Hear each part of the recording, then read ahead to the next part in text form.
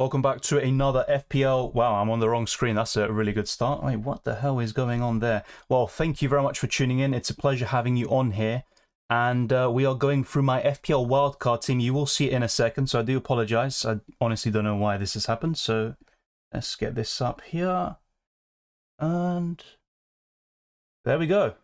We are on the right screen this time. I don't think that's ever happened on an FPL deadline stream, but there you go. It's a Wildcard chaos.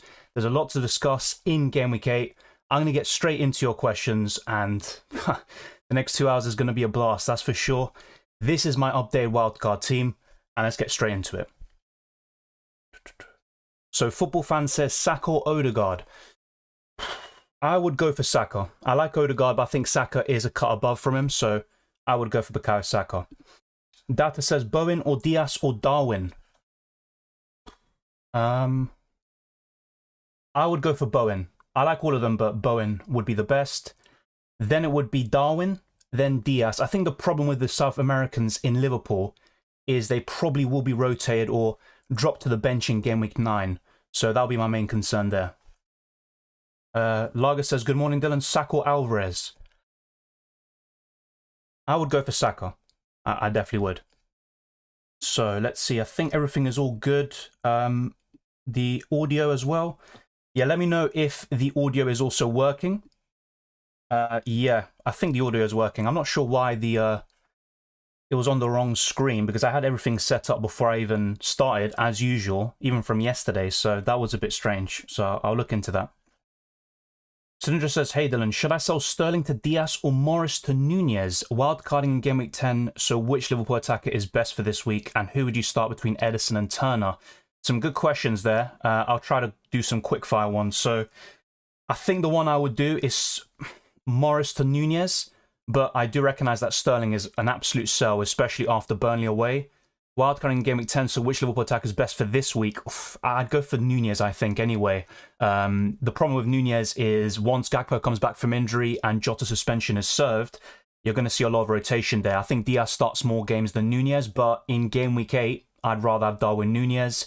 And I think he starts one of the two plum fixtures in Game Weeks 9 or 10. So, yeah, I think that's the way I'd go. Twan says, hi Dylan, please help me bench 2. Bowen, Palmer, Neto, Trippier, Porro, Colwill, Soufal. I can see your benching dilemmas there. I think the 2 I would bench are Soufal and probably... It's between Neto and the Chelsea players, but yeah, Soufal for sure. He's the one to bench, and I think I would also bench Palmer. Yeah, that'll be my take on it. Should I captain Son or Salah? I'm captaining Son this week. It's very likely I will anyway. I think the way I'd rank the captaincy this week is Son first, maybe Salah second, Haaland third, and Maddison fourth.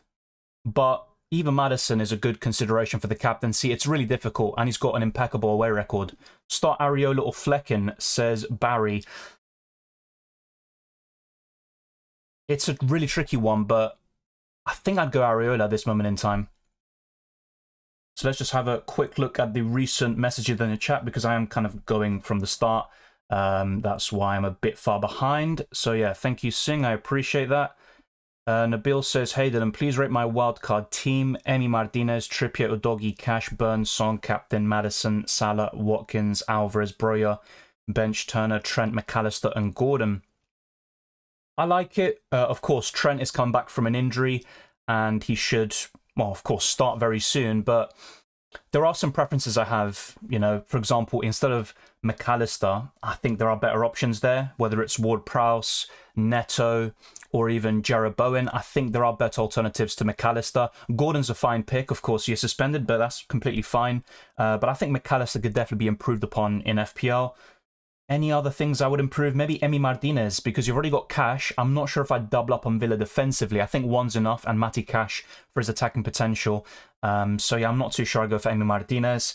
But it's a really good squad overall. I think Broja, Emi Martinez, and I would also say McAllister. They're the 3 main ones to improve on. Zubin says, take a -4 for Darwin or start Kabore. Depends who you sell to get Darwin, to be fair. Yeah. Zaid says, hello everyone, good to see you. Twan says, hi Dylan, Captain Son or Madison. I'd go for Son. Madison is a really good consideration though. FPL Diamond, thank you, I appreciate the shout out. And also, as the pinned comment suggests, let's get this stream to over 150 likes, and we're also looking to get to 21,000 subscribers. And not only that, just bear in mind, in terms of questions, if you do spam the chat, then you may be put on hold and your questions will not be answered. So try to be respectful and mindful of others. Grinja says, Dallo, share Mbumo bench 1. That's a really tricky one this week, but I think I'd bench share. So Mbumo, I personally would. I like his fixture in Game Week 9 against Burnley after the international break, but I think there are better options elsewhere. He's decent, don't get me wrong. He's not suddenly a terrible option, but his numbers have fallen off a cliff in recent weeks, and we have to take that into account. Ashley says, hi Dylan, Burn or Gay, whom to start? That's a good question. I'd probably go for Gay, and you can see in my own lineup, I've currently got Anderson over Burn, so it's quite a similar, dilemma to you. Captain Haaland or Son? I'd go for Son. Looks like we're going to get a lot of captaincy questions today, especially involving Son. Violet says Wildcard, Sanchez, Trippier, Porro, Cash, Son, Odegaard, Madison, James Ward-Prowse, Haaland, Watkins, Isak. It's a good team. I think with Isak, always the issue is going to be rotation with Wilson. That's never going to change. Sanchez is a decent goalkeeper, but Chelsea's fixtures are awful after Game Week 8. And I don't see many clean sheets for Chelsea. I'd rather go for Areola and even Turner, or go for Leno/Johnston, but he's a fine pick. He's not a bad one. And once the fixtures ease up, I think Sanchez is fairly decent. Your defense is really good. I like the midfield. Yeah, even Odegaard in there. It's quite a differential shout on the wild card. And yeah, I don't really have too many issues, but Isak isn't my favourite forward, and I also have some concerns about Sanchez because of fixtures. Yaya Arsenal says, start Archer instead of Saka. No, I just start Saka. He's in contention to start, and according to the Daily Mail, which might not be the most reputable source, but there is one reputable journalist in their ranks, and he says that Saka is clear to play. So I'd be very surprised if Saka didn't play, to be honest. Is it possible to wildcard team that includes Salah, Haaland, Son, and also, who is more important, Watkins or Alvarez, if you could include only one? I think Watkins is more important over the next 5. You have to take fixtures into account. Once the fixtures ease up, and there's a bit of a fixture swing, around Game Week 13 or 15, I think Alvarez is the one to have. But for the next 5 to 7 game weeks, I think Watkins is the winner. But they're both good options, of course. In terms of, is it possible to include a team with Salah, Haaland, Son? Yes, it is. You can see my team on screen. The issue is you can't also have Trippier and or Saka, and you have to make some sacrifices somewhere down the line. Barry says, hello Dylan, hope you're well. Should I sell Madison for... No, come on, let's not do that. Madison for Son and a doggy to save my wild card. It depends who you sell and what your wild card would be. It's very difficult for me to say, kind of externally, but a -1 for Son and a doggy seems fine. I wouldn't be too against that. So on paper, without knowing the full context of your team, I think that's fairly decent. Saka or Bowen for now? For now... still Saka, because Bowen does face, the likes of Aston Villa, Newcastle in the next 2. So I do prefer Saka in general, but Bowen is good. I would love to have him in my team. I don't have the funds for that though. Diaby or Almiron or Neto? It'd be Diaby. Welcome John Darren. Sterling or Mbumo to keep? It'd be Mbumo, I think. The issue is, this week I think Sterling does better than Mbumo, and actually I think Sterling will score after I sold him on the wild card, but in general Mbumo is the better option, so I'm sticking with him. Yeah, I appreciate those that were letting me know. I was just kind of, thinking, because if it was on the wrong screen, then who knows what's going to happen with the audio. So thanks to Mohammed and Zaid for confirming. John Darren says, Gay or Anderson? If you can afford it, Anderson. Is he worth 0.3 million more than Gay? Perhaps not, but I think what he has is the bonus points and the goal threat. He's already got 2 goals this season, and I do prefer him. I think there will be a 10 or 20 point difference between the two from now until Game Week 38. Start Pickford or Turner? I'd personally go for Turner. Singh says, about to board a flight. Possible to get captaincy thoughts early kickoff? Well, safe flight, Singh. Hopefully you enjoy your holiday, or if you're returning from it. My current preference is Son first, maybe Salah second, Haaland third, and Madison fourth, but it's quite malleable. I would even be open to captaining Madison, and of course he's clear to play by Ange Postecoglou. And I think Spurs attackers are still worth it despite the early kickoff curse. They are facing Luton Town, who have fairly decent underlying numbers defensively at home, but I would expect Spurs to offer something completely different and to still score 2 or 3 past them. So I'd go for a Spurs attacker this week, I believe, but alternatives include Salah and Haaland in that order. Groodby says, hi Dylan, who to start between Sufal and Archer this week? That's a tricky one. I think I'd go for Archer, just about. And I do encourage all of you to leave your thoughts on my wildcard in the live chat. You know, if there's maybe 1 or 2 picks you disagree with, you know, one thing I could do is instead of Ward-Prowse, I could go for, let's say, Neto or Gordon. And then that would mean I could go for Bowen instead of Diaby. I'm also considering a few other moves here and there, like Leno or Johnston in for Turner. And yeah, there's also a few things I could do in every single position. But I've got quite a solid base, and it's just down to maybe 2, 3, possibly 4 changes I could make from now until the deadline in around 2 hours' time. Now it's, yeah, the time is definitely ticking, but we've got a lot of questions to go through. Let's see what else we have. Isn't Watkins a necessity? I want to say he's a necessity or essential, but over the next 5 to 7, he is arguably the best forward in the game with fixtures in mind. So I would have him on a wild card if possible, but also, if you have him, it means you might not be able to go for Trippier in defence or go for Son and or Saka/Salah. So it's all about prioritising, but I would recommend Watkins for the next 5 to 7. After that, you could sell. Maddison for Saka. I'd personally hold Saka.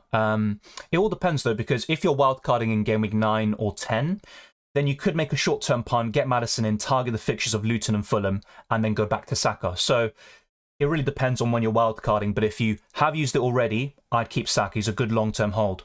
Do you think Wilson Diaby will start play? I think Diaby will. I'm not sure about Wilson. I'll be honest, I'm not sure about that. Twan says, hi, Bowen, bring Saka/Bruno/Diaz in this game week and sell him next game week for Bowen, or just play Bowen. I wouldn't bring Saka in this week, but I also wouldn't sell him. So he's kind of just a hold, as I discussed in the other video I made the other day. I just keep Bowen, to be fair. I think he's a better option than Bruno and Diaz right now. Sterling or Anderson? Is this Joachim Anderson? If it is, I'd probably start him, but I do recognise that Sterling has a good chance of hauling against Burnley. Turner or Areola? I've currently gone for Areola. I just think he's a better goalkeeper. And one thing I did is just compare their hauls every single week. And I think only on one occasion did Turner outscore Areola, and that was in Game Week 4 when Turner kept a clean sheet away to Chelsea. Also picked up a yellow card. But in that same game week, I think Areola, yeah, he blanked against Luton Town, but every other game week, Areola has outscored him. So the kind of thinking here is just to start Areola pretty much every single week. Maybe the odd exception like Turner against Luton fairly soon, but I keep on saying this. I still think Vlachodimos will get a start, especially after Turner's last performance in the Premier League. Yeah, EY, you can see Watkins on screen. It's just maybe the colour scheme that's confusing you, but he is in my team. I don't think he's essential, though. Morning, what midfielder? Max 7.8 to bring in for Rashford. Interesting. I think Maddison is just above that price threshold, isn't he? He is now, 8 million. I think his selling value for me is 7.8. So 7.8 million, I would go for either Diaby or Jarrod Bowen. They're my 2 favourites. Son for Saka or Rashford? It'd be Rashford. I know his fixtures are really good. He plays Sheffield United in Game Week 9, but Saka is still a much better FPL option right now. Sell Stupinian for a -4 and who to buy? There's not many defenders I take a -4 hit for this week, but Stupinian isn't going to play, so no matter who you get, it's not a bad transfer ultimately. So I think the main ones to recommend for a -4 would be Pedro Porro, Udogi, Matty Cash, and that's pretty much it. I'm not sure if I'd go for many other defenders this week for a -4. Yeah, Bar, I think that's a good suggestion. Josh B says Bowen and Gordon versus Diaby and James Ward-Prowse. I've got a similar situation. I put a poll out actually on my YouTube channel. I think Diaby and James Ward-Prowse, which you can obviously gather from my team selection too. Bowen or Højlund on the wild card? It'd be Bowen. But Højlund, really good Champions League form. Hasn't scored yet in the Premier League, but I have to say, even from minute 1 against Arsenal, looked very impressive. He's got a lot of potential. Still might be a bit raw, and I'm not expecting 10, 15 Premier League goals per se. I think 10 he could do. 15's a bit of a stretch, but I'd rather go for Bowen. Let's see what else we have. So bench Bowen or Darwin? That's really tricky. I'm not sure I'd want to bench either this week. Darwin has a better fixture, but Jared Bowen is the better FPL option. So really tricky one, but I think I'd bench Bowen. It's really difficult for me to say that because I think he's the better option overall. But facing Newcastle, I think his ceiling is lower compared to Darwin against Brighton. Really tricky one, I think.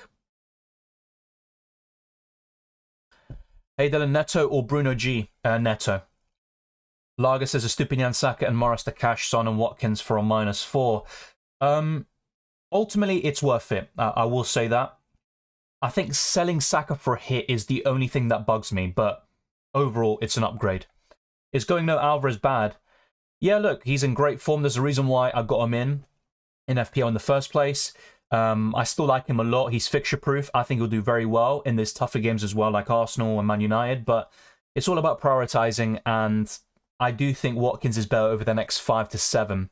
So, yeah, going no Alvarez, it's not ideal, but it's not the end of the world, especially if you've got Haaland and you've also got Watkins. Dawn says, take a -4 for Estupinian to Taylor and Alvarez to Watkins and Botman to Gay. No. As much as I like Watkins, I actually think he'll blank this week or that Alvarez will outscore him. I don't think that is worth a -4 hit because even Estupinian, that transfer, you're getting in Taylor, who you're probably going to bench. So I ultimately wouldn't do it. If anything, you could just do Botman, get a free transfer in like Matty Cash or Pedro Porro, and you could be sorted. If you still need another player, then that's fair enough. But I'm not sure I'd do Alvarez to Watkins for a -4 this week, which also includes a Estupinian to Taylor. I understand what you're trying to do. Long term, it should pay off, these transfers, but this week specifically, I think you could lose out. That's just my personal opinion. Then you say, then Turner to Leno next week, have to take Botman out today to avoid price drop. Yeah, I can see what you mean there, but like I said, I'm just not too sure about the Estupinian and Alvarez transfers for a -4 this week.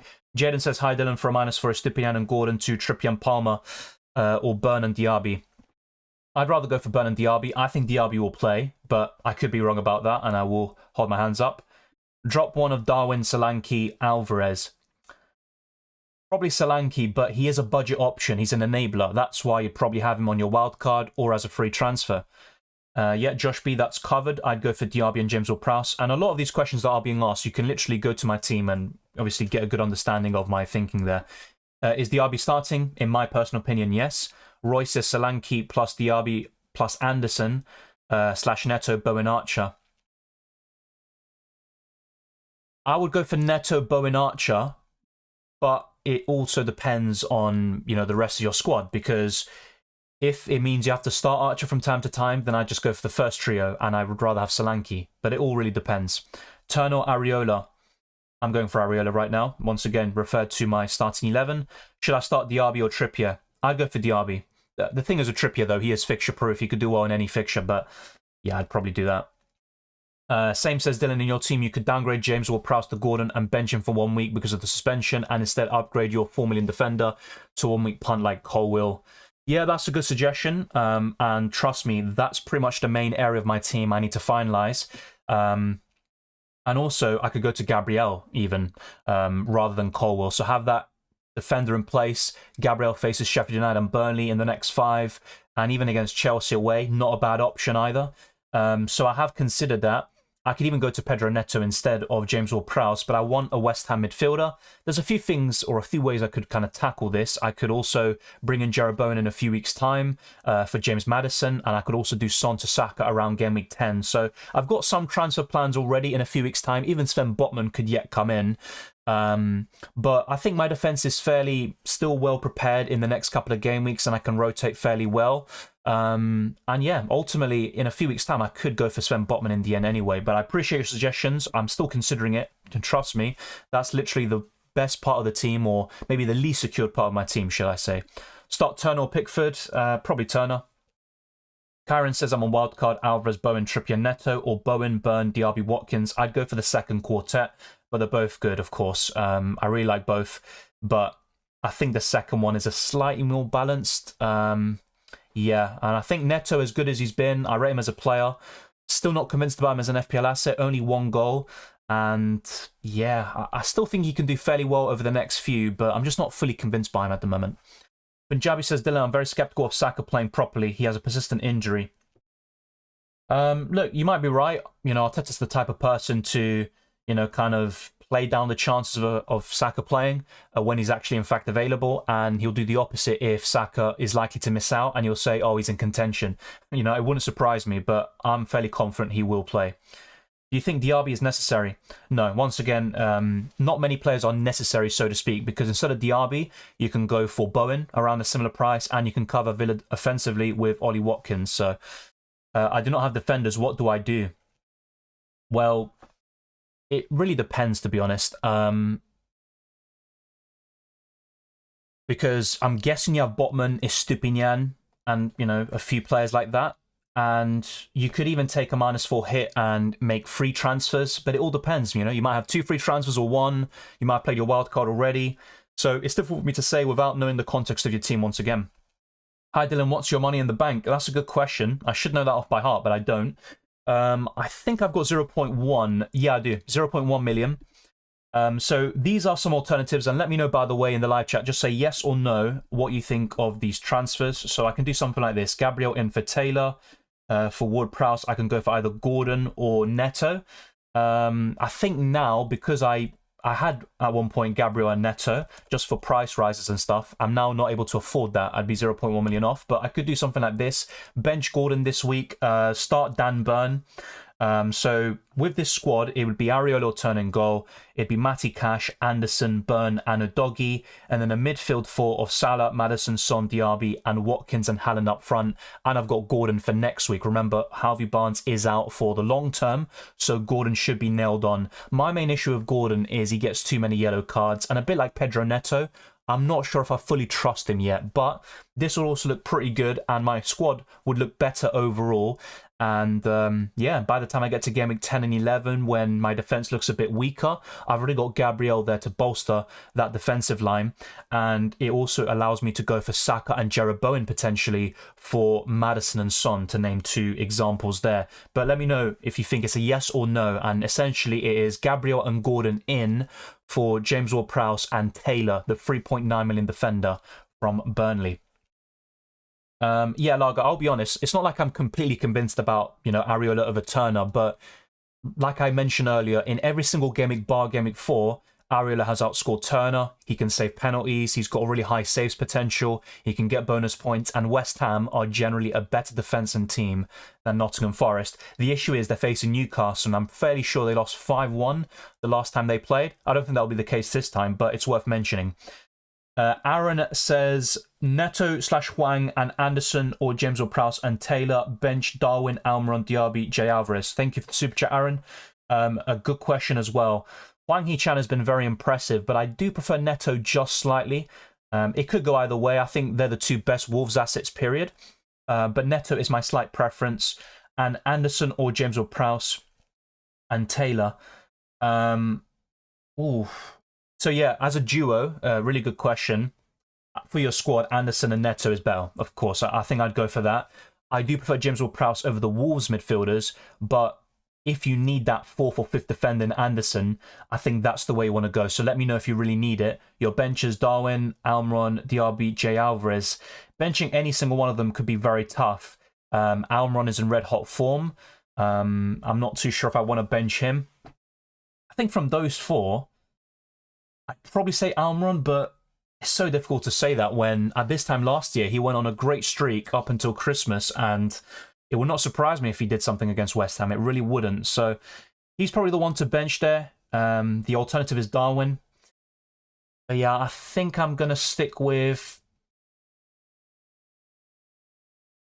You know what? I think I'm going to say Darwin bench and put Almiron in. I just have a sneaky feeling about him. I could be wrong. It's between those 2. I'd definitely start Diaby and Alvarez. And as for your duo question, I would stick with Neto and Anderson if you need that squad depth, and especially in the defensive line. So let me know your thoughts there. Bench 1, Saka or White. I think that's very easy. I'd bench White because Arsenal are very unlikely to keep a clean sheet. It's almost impossible, in my opinion, while Saka can score or assist against Man City. So, yeah, I would bench Ben White. Anderson with Alvarez or Watkins with Baldock. as a duo, Anderson and Alvarez is definitely better. And if you need that fifth defender, then I think Anderson and Alvarez is the way to go. Already taking a hit, but still starting Morris. Is it worth taking another hit to start someone better? The thing is with Morris, he has a decent chance, I say, of doing something against Spurs. And look, he's not a bad option. I think the only players I take a -4 hit for are Watkins, Alvarez, and that's mainly for the long term rather than expecting returns in game week 8. So from that perspective, I think I just stick with Morris. Currently on a wild card without Haaland as he goes some big games. I think that's not true. Haaland has ghosted in semi-finals and finals. That is true, but against Arsenal, he's got 2 goals and 2 assists in 2 Premier League games. He did blank against them in the Community Shield and FA Cup, but in the Premier League, that's what matters really in FPL. And I think Haaland has a good record against the top 6, so I do disagree there. What do you think of Almiron? He was a skip in my Trans Tips video, but I do recognise that this time last year, he went on a great run until Christmas, and he's got it in him to do something like that. But he is kind of a purple patch player for me. So he can go on a run of 5-10 games and do really well, and then go missing after. So it's all about timing with Almiron, getting in on the right time and getting out. I do prefer Gordon once he's back, and he's also cheaper. The only thing that Almiron has over Gordon is that he doesn't get as many yellow cards. But yeah, he's not bad. I'll say that. He's not a bad option, but I'd rather go for Gordon in the long term. Best goalkeeper rotation is Neto and Areola. Yeah, that is true. I'll be honest, I do prefer Leno. I just think he'll score more points than Neto. But the rotation that you're describing there is true. I think that's one of the best goalkeeper rotations you'll see this season, really. So that's a good shout. Gordon and Rasmus, or Isak and James Ward-Prowse.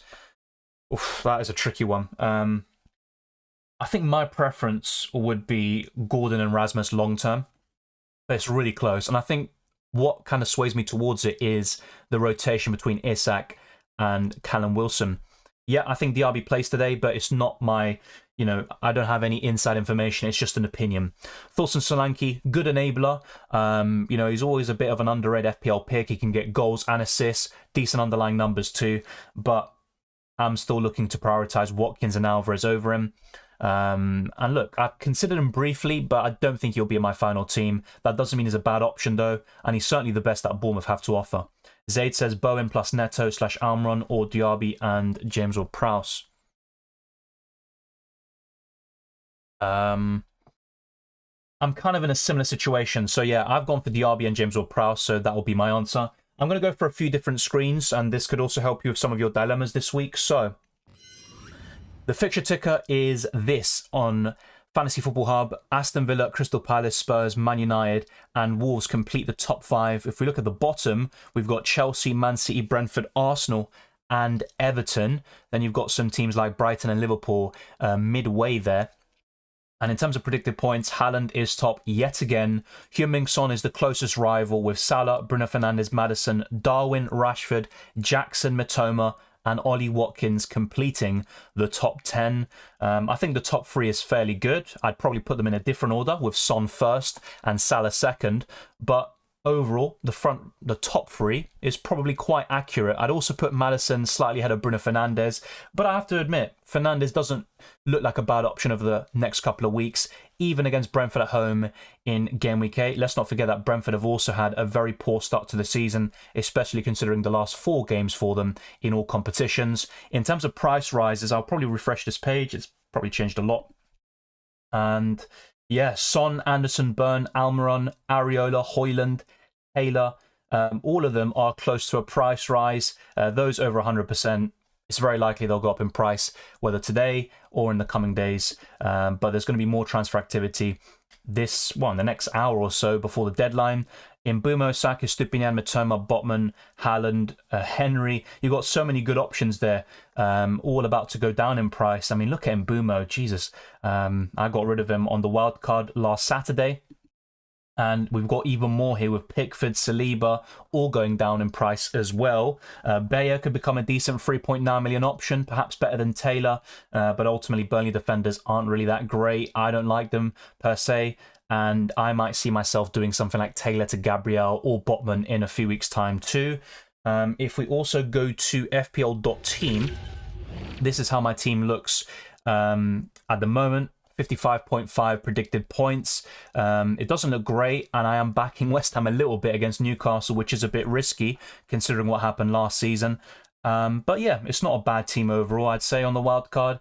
And in game week 9, even more expected points. I'd start Turner if he's still in the Nottingham Forest team. Ariel will be on the bench, and it'd also be a 3-5-2. And once again, looks fairly decent as well. The bench isn't too bad either. Anderson would be first sub against Newcastle away. And in game week 10, I could do something like this, where I bring in Saka for Heung-min Son, and I could also make a second transfer and do Taylor to Gabriel, just to name one particular example there. The only issue is, who do I start Gabriel over? Of course, we're looking ahead really far, and I haven't even sorted out my team for game week 8, but it's always worth, looking into FPL.Team and these websites and visualizing your team in future weeks. Ignore what it says here about me being over budget, because you can literally see my team on the FPL website. I can afford it, and the wildcard has enabled me to save that much in terms of team value. So that's the way it works. Not sure why Salah's got the captaincy and vice captaincy at the same time, but I think I'd go for something like this, and Saka will be my vice captain on that occasion. If you go to Game Week 11, my team is also sorted out pretty well there. The only suspect fixture is a doggy at home to Chelsea, but you'd still back Spurs to win, and a clean sheet isn't out of the realms of possibility. The goalkeeper's fine, the midfield 5 is certainly fine, and the front 2 should do the job once again. So yeah, there's a few things to iron out, and I have to say, going without one of Salah or Haaland definitely makes your 50-man squad more balanced overall, but sometimes you don't need an extra amount of squad depth, and having 2 great options on your bench every single week. So it's a really tricky balance to strike. I wish I could have Trippier as well, but he is one of the sacrifices if I am to go with Salah and Haaland by the end of this deadline. And the last thing I want to show you is, oddly enough, those 2 premiums I just mentioned, Salah versus Haaland. And as you can see, some of the stats for Haaland are absolutely ridiculous. He's had 15 big chances already in just 7 games. He's got more goals than appearances, but apparently he's nothing without Kevin De Bruyne. I just don't really get that narrative. And he's got 32 shots, 18 on target, and 32 shots inside the box. Even the key passes is decent. The only stat that really looks pretty poor from Haaland's part is expected assists. But look at Salah as well. He's got the creativity and the goal scoring. And this season, it looks like he's got a very good creative role in that Liverpool team. But let me know in the live chat, are you going for Salah or Haaland? Or are you going for both? And if so, which key player are you going without? I'm guessing it'll be Kieran Trippier, but let me know in the live chat so we can go through all of that together. Let's now go back to my FPL team, my wildcard squad for Game Week 8, which isn't fully locked in. I have to be very, very insistent on that. But I have to say, there are still a few things that could change by the deadline. It's not ideal so fair, but if I decide to go with Salah and Haaland, it looks like Trippier will be the sacrifice. And also, I have no Bukayo Saka. I've lost track of how much my players have gone down in price. Might have priced me out of the likes of Bowen. Yeah, and even, because I've, sold some players during my wildcard drafts, like Pedro Neto, that has now priced me out of him if I was to go for Gabriel and Neto in for Taylor and James Ward-Prowse. Is it worth to bring in Son for Rashford or Saka for a -4? If you're going to captain him, I think so. And I think Son in for Rashford over the next 2 to 5 game weeks is certainly an upgrade. I know Rashford has good fixtures too, but I'd go for Son in for Rashford. Both Salah and Haaland, fair enough, Joe. Would you suggest any changes to this? Turner, Areola, Cash, Taylor, Gay, Trippier, Udogie, Diaz, Salah, Maddison, Son, Bowen, Watkins, Darwin, Alvarez.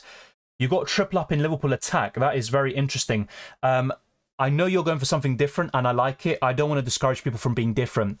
My main concern with having Diaz and Darwin is the fact that they play literally, obviously, after this Game Week 8, we've got an international break, and then you've got these lot going to South America, and then a few days later they play Everton at home. It would not surprise me if one or both of them were benched. So honestly, I'd probably sell one of them, of Darwin or Diaz, and it's a tricky one, of course. You also have no Haaland, which obviously, look, you can do well without Haaland. There are countless examples of people in a really good rank, we're talking about top 100k or top 10k who haven't gone with Haaland all season. So there are ways of going against him. You've got a balanced squad. I do like it, but I would trim down on one of your Liverpool attackers, and also not just because of the rotation risk in Game Week 9, but it's also to diversify your attack a little bit. I do prefer Darwin over Diaz in the short term, but I do recognise that Diaz is more nailed on, so it ultimately depends really. But if you have a midfielder or forward you really want to go to, then that could be an excuse to sell one of your Liverpool attackers. Triple captains on this week, I don't think I'd do it. And I have said this on a lot of occasions this season, including Haaland against Fulham, where he did extremely well. But I also said it for Haaland against Wolves, Haaland against, well, pretty much anyone he's played this season. And I think there are bigger returns to come, with the exception of maybe the Fulham one, of course, which is a mega haul, and you'd be very happy with that. But I'm not too sure about triple captaining Heung-min Son this week. Not just because of early kickoff, but Luton Town have decent underlying numbers defensively at home. And Son has a few injury problems he's kind of nursing. He will start. I'm fairly confident of that. But yeah, I think there are better options this week. Just going to deal with spam. Just give me a second. Okay, I think that's the right one. All right, Bowen and Diaby without or with Taylor, Mubama, Burn, bench, or James Ward-Prowse and Diaby with Taylor, Archer, Burn, bench. Yeah, so the differences are Mubama and Archer, really. It's not a big difference, to be quite frank. I prefer Bowen and Diaby. I'd go for that. James Ward-Prowse is still a good option, though. I've got him in my team. But if you can, I'd go for Bowen and Diaby. Gabriel and Lamptey a shout. Lamptey is just a short-term shout. I think the only good fixture he could start in is Game Week 10. After that, Estupiñán should be back by Game Week 11. And I don't really see Estupiñán and Lamptey playing at the same time. As for Gabriel, yeah, he's definitely a shout. I'd love to have him in my team. But that would mean downgrading Ward-Prowse to Neto or going to someone like, let's say, Gordon. Should I pick Turner or Pickford? I'd go for Turner. Who would you sell next game week to fund Salah move out of Saka, Maddison, Son? Really tricky one because Spurs have the better fixture in Game Week 9, but Saka is the best of the three long term. So I'd probably sell one of the Spurs attackers. I think that's the way I'd go. Bench Wissa or Mitoma? I think I'd bench Wissa. Welcome, Adil. Morning. I missed the price rise on cash last night, but should I still do a Estupiñán to cash for a -4? There's not many defenders I'd take a -4 hit for this week, but cash is one of them. My other defenders are Cher, Saliba, Udogie, and Botman. Batman, yeah, don't even remind me of that, man. That really burned me last week. Yeah, I think I'd do it for a -4, especially if you're not looking to wildcard anytime soon.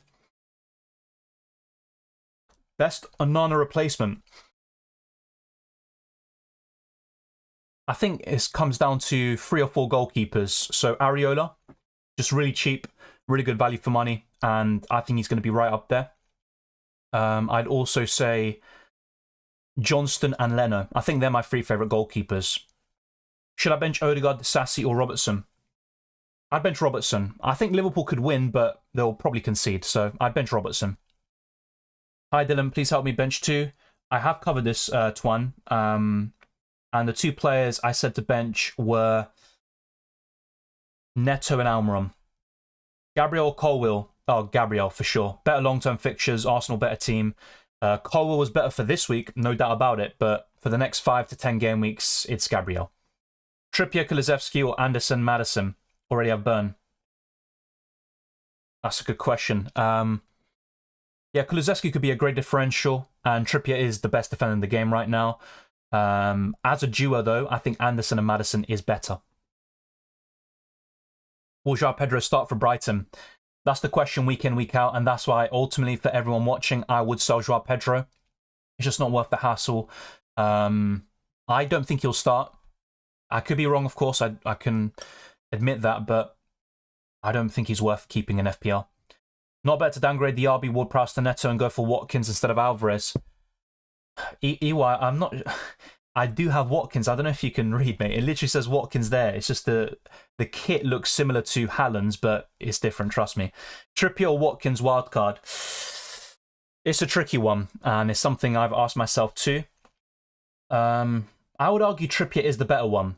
I'm covering Newcastle defensively with Burn, and I really want to double or triple up on Aston Villa for the next 5 to 7, so I've gone for Watkins, but I think in isolation, you probably give it to Trippier, because you can also go for Alvarez instead of Watkins, and it's not a huge downgrade, if anything.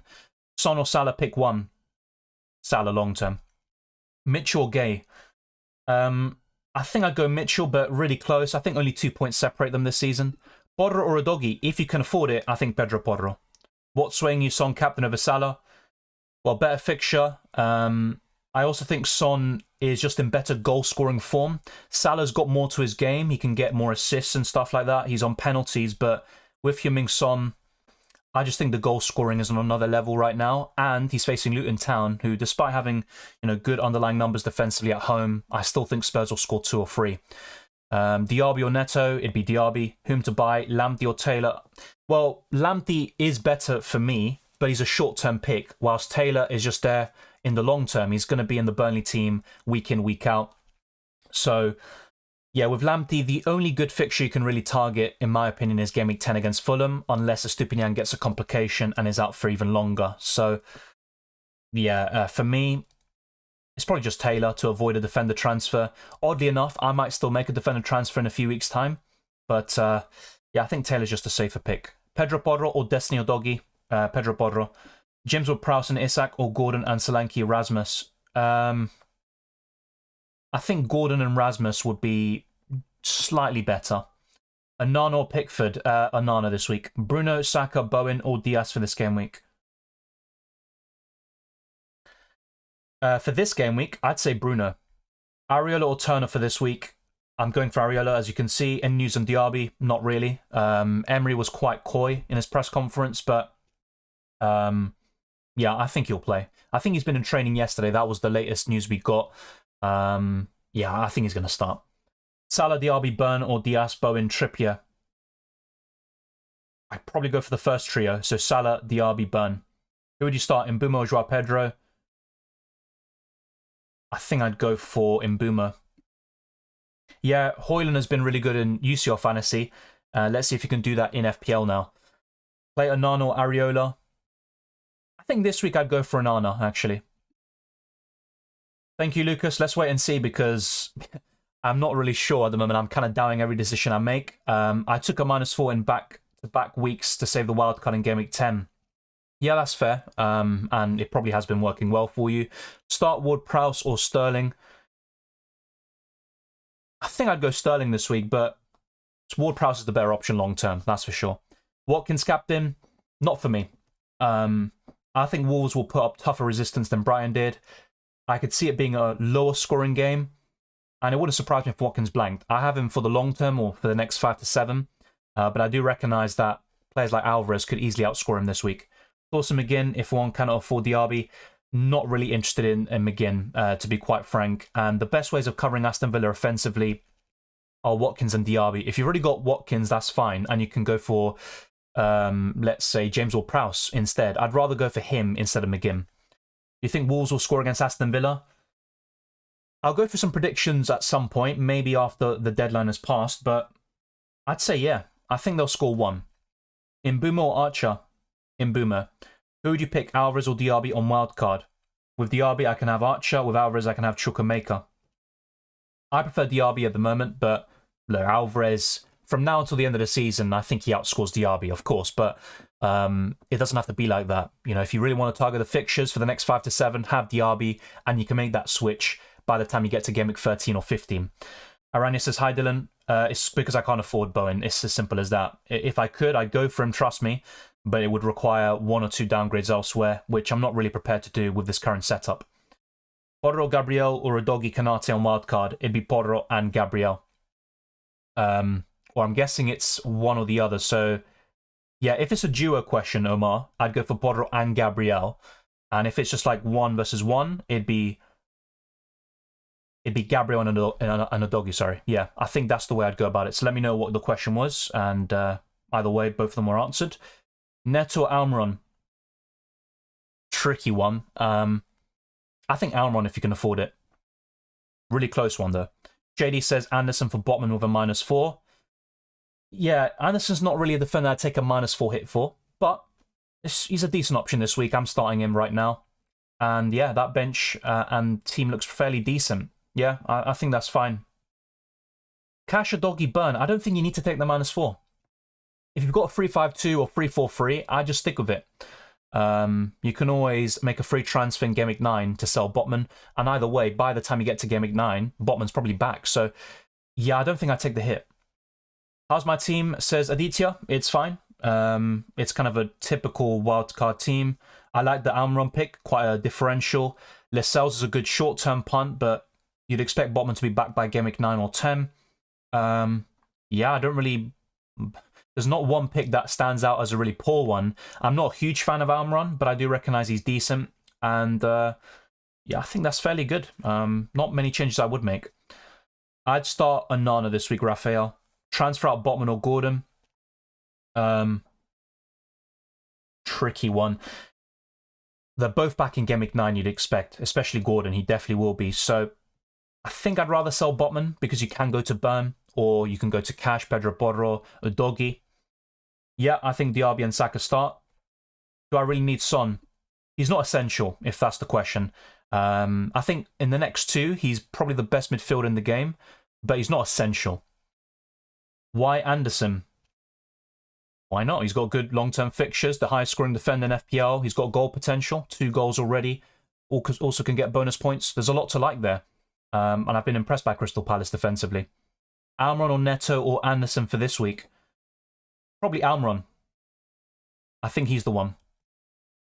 And he's also a consideration I've made instead of James Ward-Prowse. Gabriel or a Palace defender on the wildcard? Well, I'm going for Anderson at the moment. But what I might do is bring in Gabriel for Taylor, whether now, before the deadline, or in a few weeks' time for Taylor. I pressed the wildcard button too late. My team value got decimated. Dropped from 102.4 million to 101.1. Yeah, the price rises and falls have been brutal. I do feel for you there. Captaincy, probably Son, Salah, Haaland, and Maddison in that order. But Maddison is still a really good consideration. I might just go for him for the differential sake of it. Even Haaland is a differential captain this week. Is it worth to take a -8 hit to get Son and Neto for Saka and Mbeumo?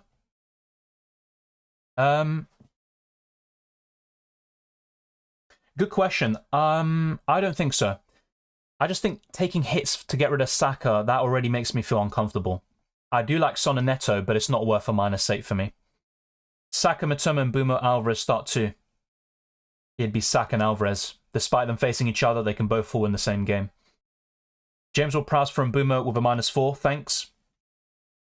Not sure, because Mbeumo does face Burnley next week. I think I'd hold. And if anything, do that transfer in Game Week 10 when the fixtures turn for West Ham. Start Onana versus Brentford. Yeah, I'd go for that deal. Still a lot of people with Onana, it seems. Share a good punt. To be fair, Wei Sing, I'd just rather go for Burn or Botman when he's back. So, yeah, Share's fine. You know, he's got low ownership. He's probably got the most goal threat. But I'm not sure if he's worth an extra 0.5 or 0.4 over Burn and Botman. So, I'd rather go for those two instead. Captain, Maddison, Salah, Haaland. We've covered that just now. I might put in the pin comment as well, just to prevent the same question. Best Arsenal defender on the wildcard, Gabriel. I think Gabriel, then Saliba.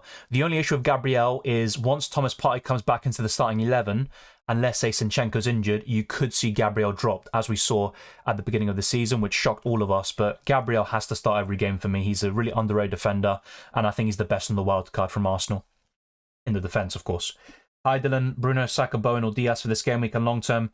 Bruno this week, Saka long term. I think that's fairly simple. Whistle, Luis Diaz. I'd go for Diaz this week. Lamptey or Taylor? Short-term, Lamptey's the better one. I recognise that, but I don't see Lamptey starting beyond Game Week 10. Pedro Porro or Anderson? Pedro Porro. Bowen or Ward-Prowse? Bowen. Steele, I just sell. I wouldn't go anywhere near that. I know there's a fixture swing very soon, but too much goalkeeper rotation. Brighton have one of the worst defences so far this season. The only defender I'd go for, or defensive coverage, is Estupinian when he's back. So I'd sell Steele. I wouldn't go anywhere near him. Thank you, Brad. Hope a good week for you, Dylan. You need to boost that rank. Yeah, I definitely do. Thank you, Brad. Good luck to you as well. Captain Bruno Fernandes or Rashford? Probably Bruno, based on performances. Does Diaby play? I think so. Saka doesn't play. I think he will start. How do I afford that team? I wildcarded on Saturday, so I avoided a lot of price falls, and I also brought in players who are going up in price, so that's how I can afford it. Neto or Pope in goal? I'd go for Pope, I think. Bench 1, Share, Gay, Cash, or Doggy? Tricky question as well. Cash and a Doggy have to start. I think I'd bench Share. Thank you, Milner. Let me just get your question up. So yeah, now I'm really far behind, it looks like. So let's whiz through these. I like your team, though. I'd rather go Turner to Johnston. Yep, same. Anderson to Gabriel and Ward-Prowse to Gordon or Neto. And if my maths are correct, you'd still have 0.4 million. I think you're right. I'll have a quick look. I've also considered very similar moves, and I think you could be onto something there. So let's do that. Turner to Johnston. And then... So you said Gabriel in for Anderson. The only thing is, if I were to go for something like this, I'd rather just go off Taylor, if you catch my drift. I mean, maybe the logic there isn't really sound. But yeah, I think you are right with that. So Anderson to Gabriel. So just keep Taylor. And now, and yeah, Gordon. Is it Gordon? Yeah, 0.4 million. Yeah, you're right. 0.4 million in the bank. Yeah, it also looks fairly decent. I do like Gordon. The yellow cards are a bit of a put-off, but the positive is he just got the suspension, so it should take a while for him to get another one. Hopefully not another 5 games. But yeah, that's a good set of suggestions. This week I could go for Cash, Burn, and a Doggy, and then start...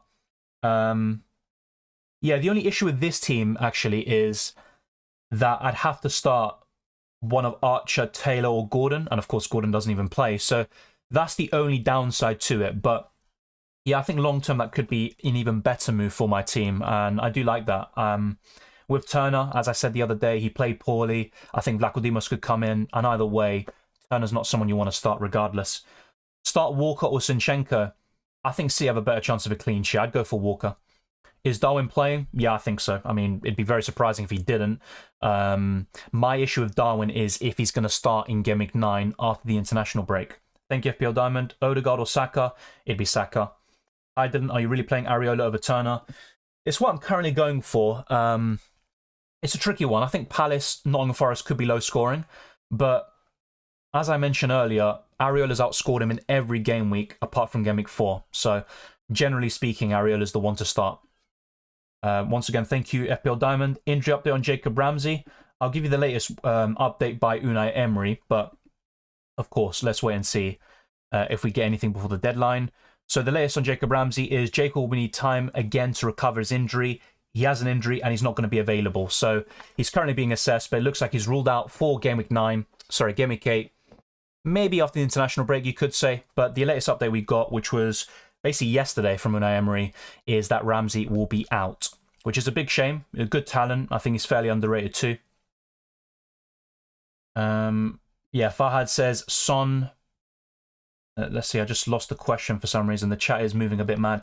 Yeah, so Farhad says Son, Luis Diaz, and Cash in for Sterling, Saka, and Gvardiol for a -4 hit. As always, selling Saka for a -4 doesn't sit right with me. I think he will start this week. But overall, you are upgrading your team.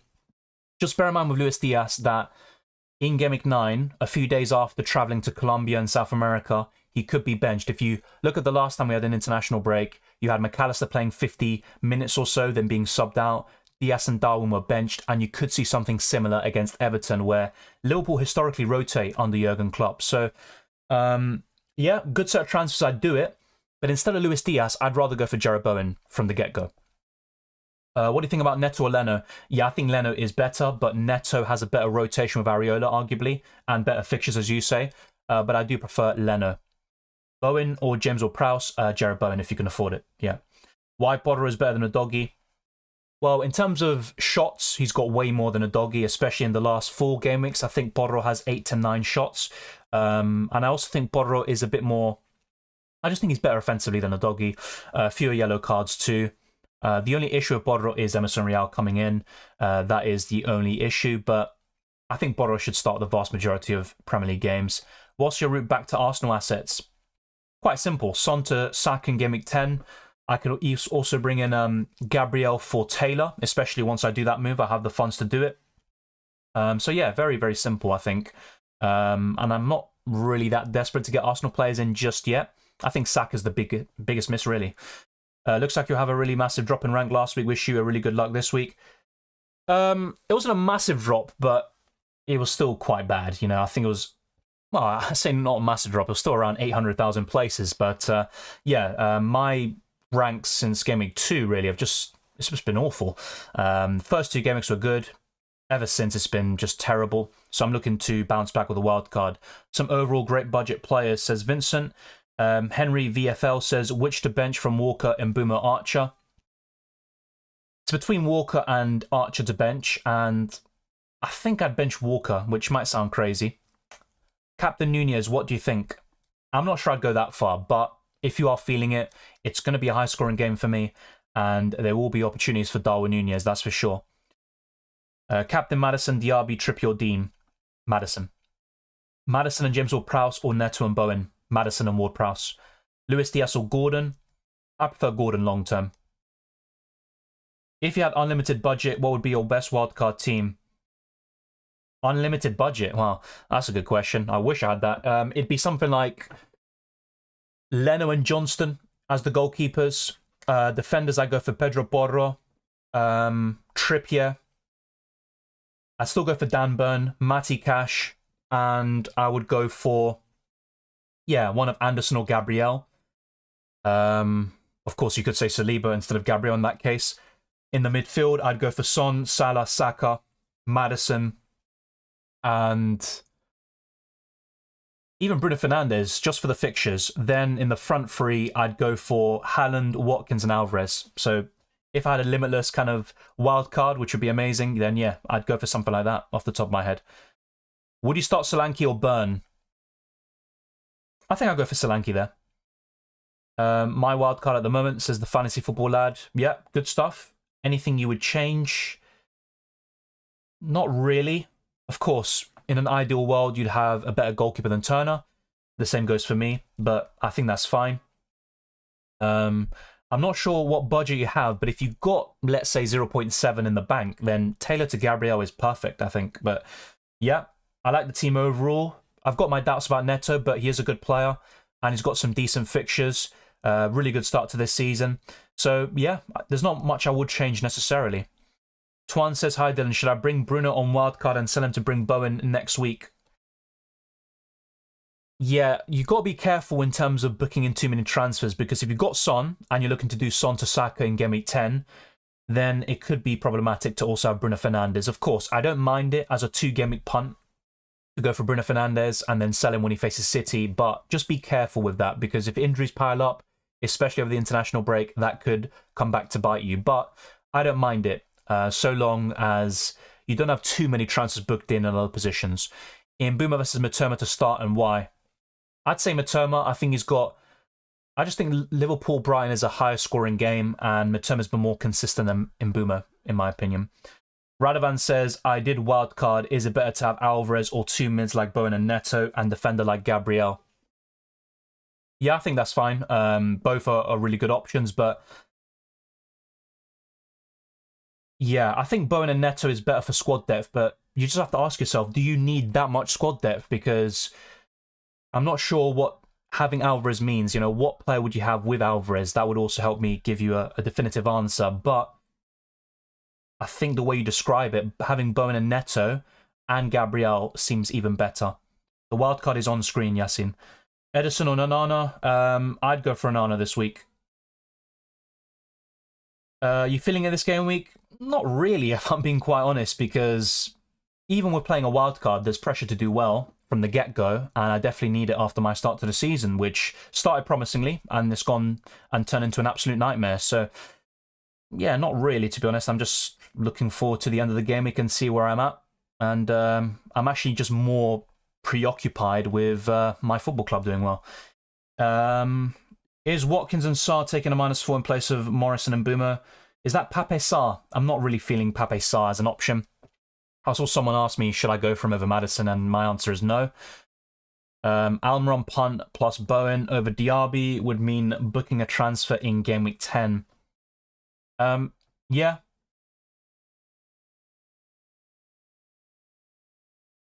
Yeah, I'd just go for Diaby personally, but your alternative isn't too bad.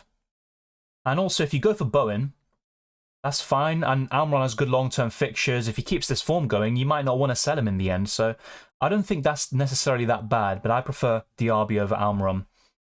Best 5.4 million or less midfielder. Not really feeling any of them, to be fair. Chukwuemeka, once he comes back into the team, he could be fairly decent. A pretty good enabler at 4.3 million, but not really feeling much of the options. Pape Sarr's all right, but would I want to spend a Spurs slot on him? Not really. But Matoma played 90. Yeah, they could be, but he's facing Liverpool. I just think they'd be doing a big mistake doing that. It's up to you, honestly. If you want to go for Mbeumo, go for it. He's on penalties, but not too sure about that. Already looking at some of my transfer plans, and with a defensive cash, Trippier, Doggy, Estupinian, Kabore, I'm going to keep Estupinian, going to roll the transfer next game week, and then do Bruno to Bowen in game week 10. That is a solid plan. I do like it, and I think that's the play. I wouldn't bring in Bowen for Bruno now, but I would do it in game week 10.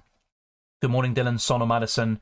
I'm going for Son as captain, but in the long term, I think Maddison's the one to keep because he's cheaper, and you can do Son to Saka, which enables you to make other moves as well.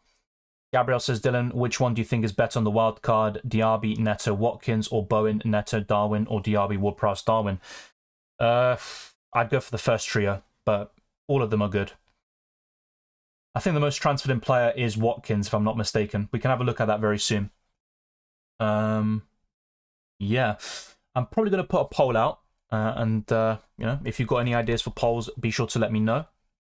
And in terms of some milestones we want to hit in this stream, so yeah, let's try to get this stream to over 150 likes. We are around 60 away. It'd be massively appreciated. And also to get to 21,000 subscribers, we're getting closer to that. I think now we're around 130 away. But let's now go to a different screen. Actually, before I do that, I'm going to put a poll out. Let's see what you lot think. All right, yeah, hopefully no audio. That's good. All right. I have a good feeling what you lot are going to pick, but let's go for it anyway. So which duo do you prefer? Taylor and Prowse. Gabriel plus... I can't afford Neto anymore, so it'd be Gabriel plus Gordon. I'm trying to think what else I could do, actually. In order to get... that is a tricky one. Maybe just to get Neto in. Yeah, I would just go for Gabriel and Gordon, and then downgrade Archer. Ooh, just about had enough characters, so it's meant to be. So yeah, which duo do you prefer? Taylor and Ward-Prowse, Gabriel and Gordon, or Gabriel and Neto? Downgrade Archer as well. So, yeah, I think that is the way to go. Let's see. All right, I just put a poll out. This is pretty much the biggest part of my team to really rectify. Then it comes down to, you know, who to start or not, like Areola versus Turner. Do I start Burn over James Ward-Prowse and stuff like that? Foden, hold or sell? Look, even in these tougher fixtures, I think he could do extremely well, like Arsenal and Brighton. And he seems nailed. You know, this is his best chance, you know, of getting a run of starts in the City team. But I think there are better midfielders elsewhere. I really do. And if you've already got Alvarez and Haaland, I would go away from the triple up in City attack and I would sell him. So it all depends on your team, to be quite frank. Thank you, Punjabi. Much appreciated as always. Best 6 million or less midfielder. I think it comes down to 2 names, I think. Possibly 3. But I think Gordon and Neto are probably the 2 best. Ramsey to Paulinho for a -4 hit, worth it? No. No, I don't think so. And Paulinho, you know, good defensive midfielder, but he's not going to get you too many goals or assists. I wouldn't go there. I don't think it's worth a -4 hit. I went with James Ward-Prowse instead of Neto, but I already regret. I don't know what convinced me that James Ward-Prowse was the right pick, Dylan. Well, I just think Ward-Prowse is more of a consistent option. Even towards the end of last season with Southampton, he was scoring and assisting quite consistently. And he's only blanked, once this season in the Premier League, And in terms of not scoring or assisting, that's 2 on the bounce against Liverpool and Sheffield United, but he's still got a bonus point in game week 7. So I just really like James Ward-Prowse. I think he really suits West Ham, the set pieces, you know, on penalties, on free kicks too. I just really like James Ward-Prowse. As for Neto, he's only got 1 Premier League goal this season. His general goals and assist record isn't great. I do like him though now. I'm warming up to him, but I do trust James Ward-Prowse a little bit more, and he plays in a better team, but it's a close one. I did a stats comparison yesterday, and they're quite similar actually, but Ward-Prowse is slightly more impressive. Use your fantasy, no point talking about now because, you know, we've got a few weeks until the Champions League, and a lot could happen there with injuries, so I'm not going to talk about it now or do videos on it for the time being. Pedro Porro or Share for a -4? It'd be Pedro Porro. If you're chasing the upside and going for a differential with attacking potential, it's Pedro Porro all day long. Will Sterling start? I think so. And if he does, he's got a good chance of hauling. Well, no, Goldhead, unfortunately not. I can't afford him and Salah and Haaland and Son. You have to make some sacrifices. I would love to have him, but I have to sacrifice one of those options I just mentioned. Is Saka playing? I think so. EY, I did answer that. Dani says, Dylan, your thoughts, please. Ward-Prowse and Anderson, Newcastle mid, or Diaby and Chukwuemeka? I'd go for Diaby and Chukwuemeka, but both duos are fine. Do you think Ten Hag will get sacked? Well, if they lose terribly, let's say if they lose 3-0 at home to Brentford, I think he'd be on the verge. I don't think he'd be sacked, but yeah, when you say terribly, like if it's going to be an absolute battering, like 5-6-0, then that could change things, of course. But if it's like 2 or 3-0 Brentford, yeah, I don't think they will, though. I think United will get a result. I keep saying this every week, but I genuinely think it. Brentford aren't exactly in great form either. Play Turner or Edison? Probably Turner. No, I've only got 0.1 million in the bank. If I had enough funds and it doesn't impact future moves, I'd go for Pedro Porro, but there's a 0.4 million difference in price for me because I've got a doggy in quite early, so selling him would be 4.7 million. Pedro Porro is 5.1. It's not really worth it in my case. If there's only a 0.1 or 0.2 million difference, I'd probably find a way to make it work, but 0.4, not worth it. Vicario needs to start. Depends who your alternative is, but yeah, he's one of the best goalkeepers on paper this week. Watkins and Neto, Alvarez and Ward-Prowse. Alvarez and Ward-Prowse is a better duo for me, but they're both good. So let's see. The poll is going for Taylor and Ward-Prowse. That's quite surprising. Only 81 votes, but still a decent number, and almost half of you have gone for it. The closest is Gabriel and Gordon, and yeah, surprised about the last option. I thought that'd be more popular with Neto and Gabriel, but it means downgrading Archer to Mabama or Muniz potentially. Radovan says, thanks for your answer. With Alvarez, I play 3-4-3 with Haaland and Watkins. Without Alvarez, I have more active players. No, Alvarez isn't essential, especially up until game week 16. But is he one of the best forwards in the game, despite the fixtures being poor? Yeah, he is. Currently still leaning towards Mbeumo. Yeah, fair enough. Look, Mbumo's a decent option still, and I would like him for game week 9. But I just think there are better options elsewhere right now. Mbeumo, Saka, or Foden? Saka. Hi Dylan, Odegaard, Alvarez, and Diaby, or Salah, Neto, and Archer on a wildcard. As a trio, Odegaard, Alvarez, and Diaby's better, but if that means you have 8 attackers, just ask yourself, are you prepared to bench one attacker every single week, which could lead to bench points and frustration? So it all depends on that, but on paper, I think the first trio is better. Matt's Collectibles puts his wildcard team. I'll be reading it whilst having a water break.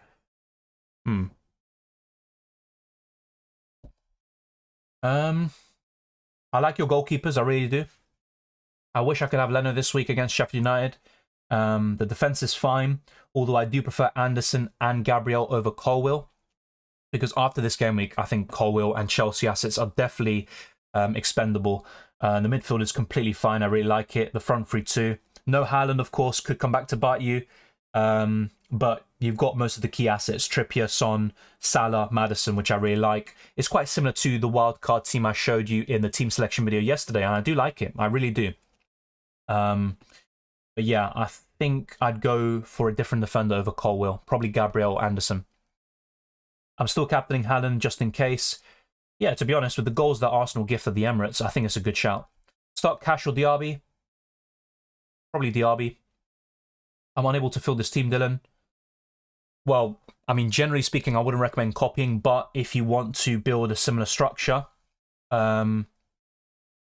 One thing you could do is Watkins to Alvarez. I think that is one thing you could do. And then you could do Archer to Mabama or Moniz, which doesn't really impact your starting 11.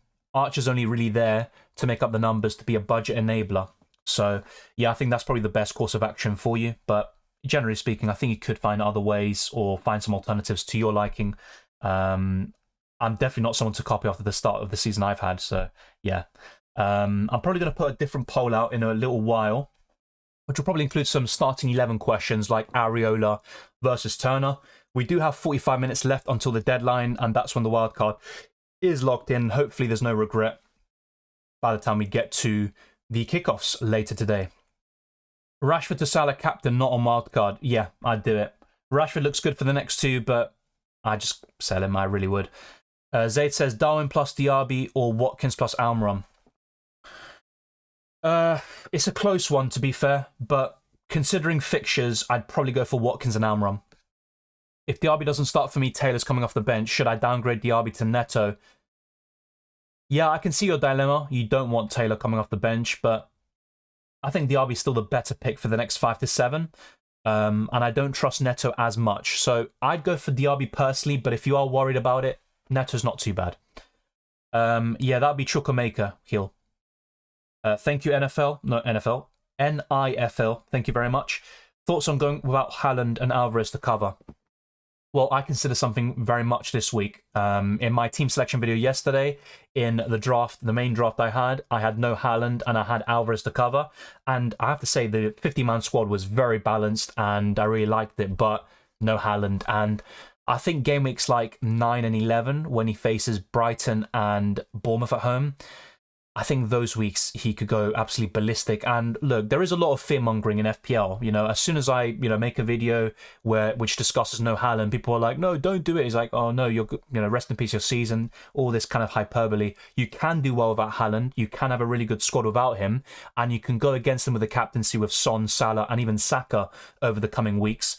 But there's always a risk going without a player with 90% ownership, who's also the best FPL asset in the game. So despite the fixtures, and of course, Alvarez can cover Haaland. I think that is true. My preference is to go with Haaland, but that doesn't mean you have to have Haaland, and if not, you're going to be absolutely decimated. Let's put it that way. Let's see what else we have. Play cash or Palmer? I play cash. Pedro Porro or share? I'd go for Pedro Porro for a -4. Is it just me or has the Premier League become a bit boring? No, I agree, because City pretty much win it every single year. If you don't have a Liverpool or even Arsenal challenging them, it's kind of just, by Christmas or by January that, who's going to win the league. And then it all comes down to who finishes top 4, which isn't really as interesting. And you often find yourself kind of looking at the relegation battle as the most interesting part of the season. And even in FPL, the fact that we have Erling Haaland nowadays, it does make the game a bit more boring, if we're being quite honest. So, yeah, I definitely share that sentiment. FPL Diamond says like, share, subscribe. Thank you very much, FPL Diamond. I appreciate the several shout-outs. I really appreciate it. Adol says, do you feel the way Man United have been playing and the fact Eze is out makes Turner a better starter than Onana this week? There's a debate, for sure. There definitely is, but I think I'd go for Onana. And I normally get goalkeeper picks right in terms of starting one over the other. This season hasn't been the case, I will say that. But I probably would go for Onana, personally. He makes some good points, though. Thoughts on Watkins, captain? I like Watkins, which is why I have him. Well, I say like very lightly because he definitely has burned me recently. But I'm not sure if he actually will haul against Wolves. I think he's more likely to blank than he is to get a double-digit return. That's my personal take on it this week. I just like Watkins for the next 5 to 7. Let's put it that way. And I think Son, Maddison, Haaland, and Salah are all better captaincy options this week. I think Diaby's playing. That isn't a fact. I have the funds to get Porro, although if I stick with a doggy, that would help me with future transfers. I don't know what to do. Yeah, I think to be on the safe side, I'd go for a doggy. But let's put it this way. If there is a 0.4 million difference in price for you to sell a doggy to get Pedro Porro, I'd stick to a doggy. If there's only 0.1 or 0.2 million difference for you because of, team value, when you bought a doggy, etc., then I go for Pedro Porro. So I think that's the way I'd break it down. Ahmed puts his team. Do you think I should wildcard on a -4 currently? Your team's fine. It's not a bad team, but I think I would. Wait, let me think about it because I don't want to just jump into a conclusion. So if I was wildcarding, what would I do? I'd change Botman. I'd change Walker. Baldock, that's 3 changes. Matoma, I think. Luis Diaz. Bruno Fernandes and Morris. So yeah, potentially 7, 8, 9 changes I would make. I think a wild card, and it also cancels out your hit. I think that could be a good move for you. Yeah. I don't think you need to. Like, you can go one more week without it, and then after the international break, you can wild card. That is a possibility. But I think I'd wild card. I think so. Are you comfortable with Villa's defense? Not really. It's just Matty Cash has a lot of attacking potential, and for me, Matty Cash will start pretty much every single Premier League game. So, yeah, I'm fairly confident of that. It's just once you get to the knockout stages of the Conference League and Aston Villa are prioritising that over the Premier League, that's where Cash could become more of a rotation risk. But right now, I'm fairly confident Cash will start. So that's not really entering my thinking. Which player to buy for 5 million? Which position, though? That's the question. Start 2. I would go for Diaby and Bowen. Goldhead says, my wildcard team as it stands, Leno, Areola, Burn, Trippier, Doggy, Cash, Saliba, Bowen, Maddison, Son, Neto, Saka, Watkins, Haaland, Archer. Yep, same here. I'm also subject to 2 free changes. I like your team. I think Leno's a really good pick this week. Over the next 3, 4, 5, you probably would start Areola over him, though. So that's something to keep in mind. But yeah, I think those are 2 good goalkeepers, good defense as well. Quite jealous of that Trippier pick. I like Saliba too. Yeah, and I think your midfield looks really solid. Neto's the only slight doubt I have, but, let's say you've got a bit of money in the bank, I would consider even Ward-Prowse or Gordon in place of Neto, especially if you can bench him this week. But, yeah, really good squad overall, and I'm in a similar position too. I think Saka's playing, but I'm not going to go through these Saka and Diaby questions because, I've kind of gone through that already. So let's actually remove or unpin this message. And we've got almost 200 votes for the best duo, and 49% of you have gone for Taylor and Ward-Prowse. So quite a big difference, actually, between first and second, which is quite interesting. So let's put another poll out. Let's see. So, who to start this week? Thank you to Stapaki for the shout-out. I do appreciate it. Same with FPL Diamond and those who have been shouting out. So, who to start this week? Let's put Areola and Turner. And if you have any more, polls you want me to put, such as maybe Salah versus Trippier, let me know. But I'm actually going to show you on my YouTube community page. If you subscribe to the channel, you will get notifications to all of these different polls I put out, which can help you with your decision making for FPL and UCL Fantasy. So yeah, I'm going to put this poll, and I'm now going to show you. Yeah, I'm going to go to that. Go to the YouTube channel memberships page. Let's get this up. All right, give me a second. Apologies. So we do have 37 minutes left until the deadline. A very important deadline this week for some of us, especially if we're playing the wild card. Yeah, it's going to be an interesting one. Hopefully it is a turnaround in our season. Let's see.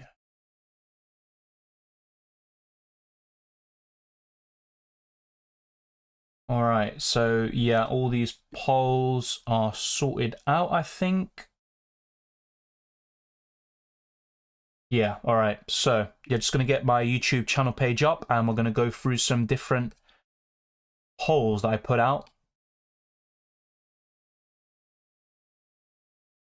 Let's see. Yeah, I think that, yeah, here we go. So let's change screen. Hopefully it's on the right one. I mean, if you saw what happened earlier, that was a bit of a disaster. So who would you start this week? Burn or Ward-Prowse? 61% of you have gone for the attacker in James Ward-Prowse. Also, pick your favourite mid-price midfield duo. Ward-Prowse and Diaby 1 over Neto and Bowen. Also, this one, which budget midfielder are you looking to buy? The options were Ward-Prowse, Neto, Almiron and Gordon. And Ward-Prowse narrowly won, but it was a very balanced vote. One of the narrowest ones we've had. Also vote for the best Game Week 8 captain. And 60% of you have gone for Heung-Min Son. 25% with Salah. only 9% with Haaland. That is going to be one of the rare cases where that's the case. And then Maddison last with 6%. Who would you keep on the wild card to stay within budget? So Trippier or Salah? And 73% of you have gone for Salah. I thought it'd be a bit closer than that. And also this one, in terms of best Estupinian replacements from these four, and 54% of you went for Joachim Andersen, 19% for Gabriel, and then Walker and Saliba finished in 3rd and 4th. And the last one, will you still include Saka in your Gameweek 8 wildcard? This was asked 2 days ago when it looked like he was a doubt for the game. Now it looks like he will play. And 74% of you have gone for no Saka. But I'm assuming a lot of you will look to bring him in ahead of Gameweek 10 when he faces Sheffield United at home. And Son to Saka will be a very popular move in that week. So those are all the polls I put out on my channel, and also early, team reveals and stuff like that. So as soon as I make transfers, I post them on the YouTube community and also on Patreon. Just another perk for those that have signed up, as a way of saying thank you. Let's go now to my team again, and let's see how the poll is doing. So 60% of you have gone for Turner. That's interesting. The fixture is definitely playing a big part, and I don't really blame you for that. So yeah, we're now on 119 likes. Let's get this to 150. Only 31 away. It'd be very much appreciated. Also, you're jealous of my Trippier pick, but I'm jealous of your Salah pick. Well, that's the thing. You can't get everyone you want, unfortunately. And yeah, I think what could justify Salah is if I captain him over the next few. If I don't, you could just say, well, Trippier's the one that I should have gone for. But let's see how it all turns out. Hopefully they both do well, and we both get some rank rises. Which midfielder player to buy for 5 million? There's not really many. Chukwuemeka as a budget enabler at 4.3 million. Anderson from Newcastle, and maybe Pape Sarr, but they're not ideal. No, I wouldn't go for Gabriel Jesus, to be quite frank. If you want Arsenal players, I think Saka, Odegaard in the attack, and then in defence, you're going for Saliba or Gabriel. Found a way how you can get Trippier in, but it will take some serious team surgery. I think I have considered Milner, but we can go through this at the same time. So if we go to the transfer section, so you say James Ward-Prowse to Anderson, Newcastle, Mabama to Archer, well, I'm guessing the other way around, and one of Anderson or Burn to Trippier. Yeah, let's try that out. So Burn to Trippier, put Archer to Mabama. The extra 0.2 million. Also get Turner back in, and yeah, let's see how we're looking. Yes, instead of Gordon, we go for Anderson. Yeah, I think you could be right, and there's some good suggestions there. Yeah, I've got nothing left in the bank afterwards, so this is a draft with Trippier, Gabriel, Cash, Udogie, Taylor. I mean, I have to say, it's a good suggestion. I won't lie to you. The only issue with this, of course, is I would have to play a 4-4-2. And this week, for example, I'd have to play one of Gabriel, Taylor, or Anderson. And yeah, I could play Anderson, but his minutes aren't exactly, the most nailed on. Maybe with Gordon out, you could say he's fine. But yeah, I do weaken, I think, my starting 11 this week. And also, not only that, if we also look to future game weeks, actually, I think a better way of illustrating this would be FPL.Team. So I think I can remember these off the top of my head. Maybe I can't. I've got a goldfish memory, it looks like. So yeah, I sold Anderson instead and kept Gabriel, or I got in Gabriel. So if we go to here, so if we go to that, so Gabriel in, Anderson in for Ward-Prowse, and we also go for, I think that those are fine. Yeah, then it's Trippier in for Burn, isn't it? I think that's what I did. Just double check. Yeah, it is. So no damn Burn. And of course, if I keep Burn, I could also have Joachim Andersen there too, which, to be fair, would also back your argument this week. So yeah, I mean, that is a good suggestion. That is a good suggestion. Yeah, instead of Gabriel, we can just go for Anderson. Or just go for Burn. Yeah, I'm just going to keep it like that. And then we go for Trippier in like that. Then probably Gabriel in for Anderson. Yeah, I think that's the way I'd probably order it. Even Archer could get a start, He could get a start. Actually, it's Mabama, isn't it? We need Mabama. So Mabama. Yeah, so the issue is, apart from Gameweek 8, if we go to Gameweek 9, let's see how it looks. So Trippier, Cash, Udogie as a defensive line. Gabriel away to Chelsea isn't too bad. I can even start him that week. So yeah, I think in the future weeks it would look good. I could start Gabriel over Anderson. Yeah, that looks fairly decent. And then in game week 10, yeah, looking at it as well. The back four looks really good, by the way. The fixtures look great, but it is a 4-4-2, which isn't maybe the most ideal. Yeah, for some reason I've got Anderson still in there when obviously in previous weeks I didn't. But there you go. I think it's just because my previous transfers were saved in. But yeah, I think it would look fairly decent. It really would. And let me just bring Taylor back in there. What fixture does he have? He's got Bournemouth away. That's not too shabby. Yeah, I mean, that's not a bad suggestion, to be honest. Let me know what you think in the live chat. Would you go and make those transfers? So essentially, it'd be Archer to Mabama. It'd also be Trippier in for Dan Burn, Gabriel in for Joachim Andersen, and Anderson from Newcastle in for James Ward-Prowse. It is a bit of surgery, but it is a wild card after all. So I appreciate the suggestions, Milner. You did put a lot of thought into that, and I have considered something similar. Not the exact same, but something similar as well. I think it was Chukwuemeka instead of Anderson. Yeah, FPL Diamond, I agree. Yeah, stick with Pedro Porro. Sandeep says, hi Dylan, great content. I'm captaining Bruno. Well, I don't mind Bruno for the next 2 weeks. I'm not sure I'd captain him because United have been so inconsistent. But I don't mind Bruno even on a wild card as a short-term punt. Then you can sell him to Bowen in game week 10. But I wouldn't captain him personally. Can't get Ward-Prowse in, so putting Palmer in. Fair enough. I mean, yeah, Palmer could be a decent shout this week. I wouldn't want him long-term. And of course, instead of Ward-Prowse, you can go for Gordon or Neto. Best defender, 3.9 million. In the short term, it's Lascelles or Lamptey. I think Lamptey's now gone up to 4 million, actually. But yeah, long term, I think Taylor's just your safest bet. And Bayer could go down in price to 3.9 million too. Alan Captain, yeah, I think he's a good differential this week. Very, very underrated. Any spam questions aren't going to be answered. I did put a pin message at the beginning of this chat, and we want to go for as many questions as possible. Dergish says, almost the same team, just Gay, Bowen, Gordon, where you have Anderson, James Ward-Prowse, Diaby. Diaby essential? No, he's not essential, but I think he's one of the best midfielders over the next 5 to 7. And by the way, what I'm showing on screen is... actually, no, I think you already knew that. I was just showing a few differences I could make. But let's go back to the transfer section. And that'll probably be the last poll I'm going to make myself. Afterwards, I'm going to leave it all down to you lot. If you have a poll that could help you with your decision making, let me know. I can put it in the YouTube live stream. So 60% of you have gone for Turner. I might bring him in the end, to be fair, and not go against Newcastle that heavily. It's going to be a tricky one this week. The last poll I'm going to say is, which, I think is a quartet, do you prefer? Which quartet do you prefer? All right, and we're going to put, let's see. So it'd be Anderson.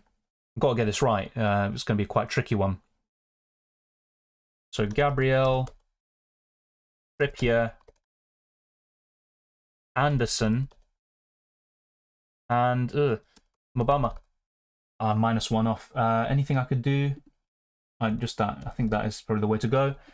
All right, so which four do you prefer? Gabriel, Trippier, Anderson, and Mabama, or it'd be Anderson? All right, that's going to be very confusing, isn't it? It actually will be, but yeah, it's the Anderson defender. Yeah, it's really tricky, I think, on the wild card. There's always a... Well, there's a difference in the... Okay, I'm just overthinking this at this point. So Anderson, Taylor, Ward-Prowse, I put JWP and Archer. So I think that's pretty much what it comes down to, if I'm not mistaken. I'm pretty sure, otherwise I'm literally just butchering this and there's no point of the poll. But yeah, I think that's what essentially comes down to. Oh no, I'm getting... No, naughty. What am I doing? It's, yeah, instead of Taylor here, it's Burn. All right, I think that's the correct one. I'm just going to put it out. If it's wrong, then correct me, of course. So yeah, which four do you prefer? Let me know in the poll. Of course, the Trippier option means I can have Trippier, Son, Salah, and Haaland. So once again, thank you, Milner, for the suggestion. It's definitely something to think about. Start Bowen or Edouard, says Vincent Rating. Bowen. Udogie or Porro, if you can afford it, Porro. I try to kind of generalize this in terms of team value. So if you had Udogie for a long time and there's a 0.4 million difference in price, then I just go for a doggy. But if it's only a 0.1 or 0.2 million difference, then I think Porro is worth the extra. If I do 9-man transfer without hitting wildcard, well, you're going to take a massive amount of hits there, Scoop, if that's what you're asking. But if you play the wildcard after, then you will cancel the hits you've taken. But you'd have to make another transfer in order... Well, actually, you could just activate the wildcard, and then that should be fine. No Dallo for me, I agree. Would you bench one of Haaland, Alvarez to start Saka? No. The thing is, I wouldn't bench Saka in the first place, but I wouldn't bench a City player per se. If I had to pick one, it'd be Alvarez, but difficult to do so in this form. Start Areola or Leno? It's Leno. Definitely Leno for me. Salah or Son captain? Yeah, I can see that, Diogo. And Brighton have been terrible recently defensively. So, yeah, it's not a bad shout. I really like Salah this week. He's my vice right now. Son could be the early kickoff curse, as always. Yeah, you could be right there. You could be right. And Luton's defensive numbers at home have been very good, actually. I'm going to put a captaincy poll out very soon, too. Wow, 52% of you have gone for Trippier, Gabriel, Anderson. Wait, I think I've messed up, haven't I? I really messed up, didn't I? Because I put Gabriel Anderson. I don't... No. What am I doing? What am I doing? I'm such a... Actually, no, sorry. It's the Anderson from Newcastle. I'm literally confusing myself right now. So yeah, just to clarify, for those that are voting in the poll right now, which I do appreciate, it's Gabriel Trippier, the Newcastle Anderson, the midfielder, the budget one, and Mabama. So it means I have a weaker bench and weaker squad depth. And the alternative is Anderson, the Joachim Anderson from Crystal Palace, Dan Burn, James Ward-Prowse, and Archer. So that's better squad depth, but no Trippier. But it looks like the Trippier one is winning, and maybe Milner is onto something. Maybe he's cooking. So it could look bad for this week, but in the long term, you know, having Trippier, Son, Salah, all of them at the same time looks fantastic. So yeah, if you've got any kind of comments as well in the live chat to put about that quartet question, let me know. And I'm probably going to make a final decision very soon. But once again, Milner, I appreciate that. It is a very good suggestion. Good luck, Bobs. Will Diaby play? Yes, I think so. I'd go for Diaby. I do it personally, as I think even if this game week Anderson, Newcastle blanks, Trippier could do massively plus from this game week, so you could easily have one of the best 11s in the game. Yeah, of course, with the wildcard, you also have to think about the long term, and maybe around game week 11, 12, I could be in a bit of a pickle. That's the only thing I will say about that, but yeah, this week, or at least in game weeks 9 and 10, it does look fairly good, actually. Dallo or Gabriel? Gabriel. Of course, this week I'd start Dallo, but overall, Gabriel's the better option, so just to make it clear. Hi, Dylan, Palmer or Colwill? Colwill. I've really not been able to spend time on FPL this season, and I want to play the wildcard this week, and I don't think I can afford Haaland, so would you be able to help me with a wildcard team without Haaland? If you check the wildcard video and the team selection, there's a draft without Haaland, so essentially it's something like this. Leno and Areola in goal. Actually, I think I can get an image up here, so I can just say it without... Yeah, so the team would roughly be like this. Leno and Areola in goal, Cash, Trippier, Udogie. I'd probably go for Joachim Anderson and Gabriel as the defensive 5. I'd also go for Saka, Maddison, Son, Salah, and Diaby as the midfield 5. And then Watkins, Alvarez, and any budget striker of your choice. It could be Moniz, Mabama, or Archer. But I think that's the way to go there, Aranya. Hopefully that helped. Sell 1, Saka, Bruno, and Mbumo. I mean, Bruno is the most sellable one for me, but with the fixtures in mind, I'd probably say Mbumo. Diaby or Morris this week, I'd go for Diaby. Mbumo or Mitoma, I'd go for Mitoma this week. David Singleton says, hi Dylan, would you do Rashford to Salah for a -4? Yeah, I would. It's not absolutely necessary, and Rashford could do something in the next 2, but I think Salah's an upgrade. A big upgrade at that. Who to take Saka's spot if he's not playing? Well, it could be something like this, where it's Jesus playing on the wings with Nketiah up front and Trossard. So yeah, something like that, where Jesus is on the right, then you've got Trossard on the left, and then Nketiah down the middle. But I think Saka will play. Best 4.4 million defender under. Not many options, to be honest, but I'd probably go for the likes of Taylor, Lamptey, and... Yeah, and I'd also say... I'm already forgetting this guy's name. Lascelles. But they're just really short-term punts, really, if I'm being honest. Well, it's just... we'll talk more about the Champions League when we get to the UCL fantasy streams, but Arsenal were terrible. It's as simple as that. They had a good 10-minute spell. So just before they scored, up until they conceded, basically. And apart from that, it was a terrible performance. Yeah, fair enough, Milan. I don't know why I'm doing a Thierry Henry. Darwin Gakpo Alvarez, says Marius. I prefer Alvarez, to be honest. Yeah, he's the one. Let's see what else we have. Just to say, Salah has not scored a non-penalty goal versus Brighton since July 2020. But the penalties still do shift it in his way, in my opinion. Yeah, look, I think he's a good option. Maybe not the best captaincy option, but he's probably in the top 5 for sure. He's in my top 3. I got Trippier. Should I play Burn or Archer? I'd play Burn. Yeah, once again, Champions League questions. I'll kind of not delve on it too much, but it was a good game, exciting. I think United would have gotten something if it wasn't for the red card, and Onana made a terrible mistake, of course, but yeah, United really should be beating these teams. Son, Salah, Maddison, captain. Son for me. Mbeumo, Diaby, Welcome LFC. Anderson from Palace or Pedro Neto, Anderson. Bowen or Diaby. I think I do prefer Diaby slightly because he's slightly cheaper and he's got good fixtures in the next 2 as well. But ideally, you'd have both, if I'm being honest. But I'd just about go for Diaby. Just about. I think this team is very slim, in my opinion. Yeah, it is. And there's a reason for that, because you're fitting in 4 of the best assets in the game. 54% of you are going for Trippier, though. That is fair enough. I wish I could have him as well. Aranya says, I've been unable to spend time. Yeah, I literally mentioned it, Aranya. I went for a team. I appreciate the super chat, but I did go for it. And if you check my wildcard and team selection videos, you will see it. So just to kind of briefly summarize, if I go for it here, you might not be able to afford it, of course. That could be a concern. But let's go for something like this. Leno in. We've got 80 minutes left for the deadline, by the way, so make sure to lock in your teams as soon as possible. I would not be surprised if the website crashed. So I'd go for Gabriel, Trippier. Maybe something like this. You could go for Joachim Andersen instead. Then we would go for... No Haaland, you said, didn't you? Let me just get that up quickly. Yeah, without Haaland. Alvarez.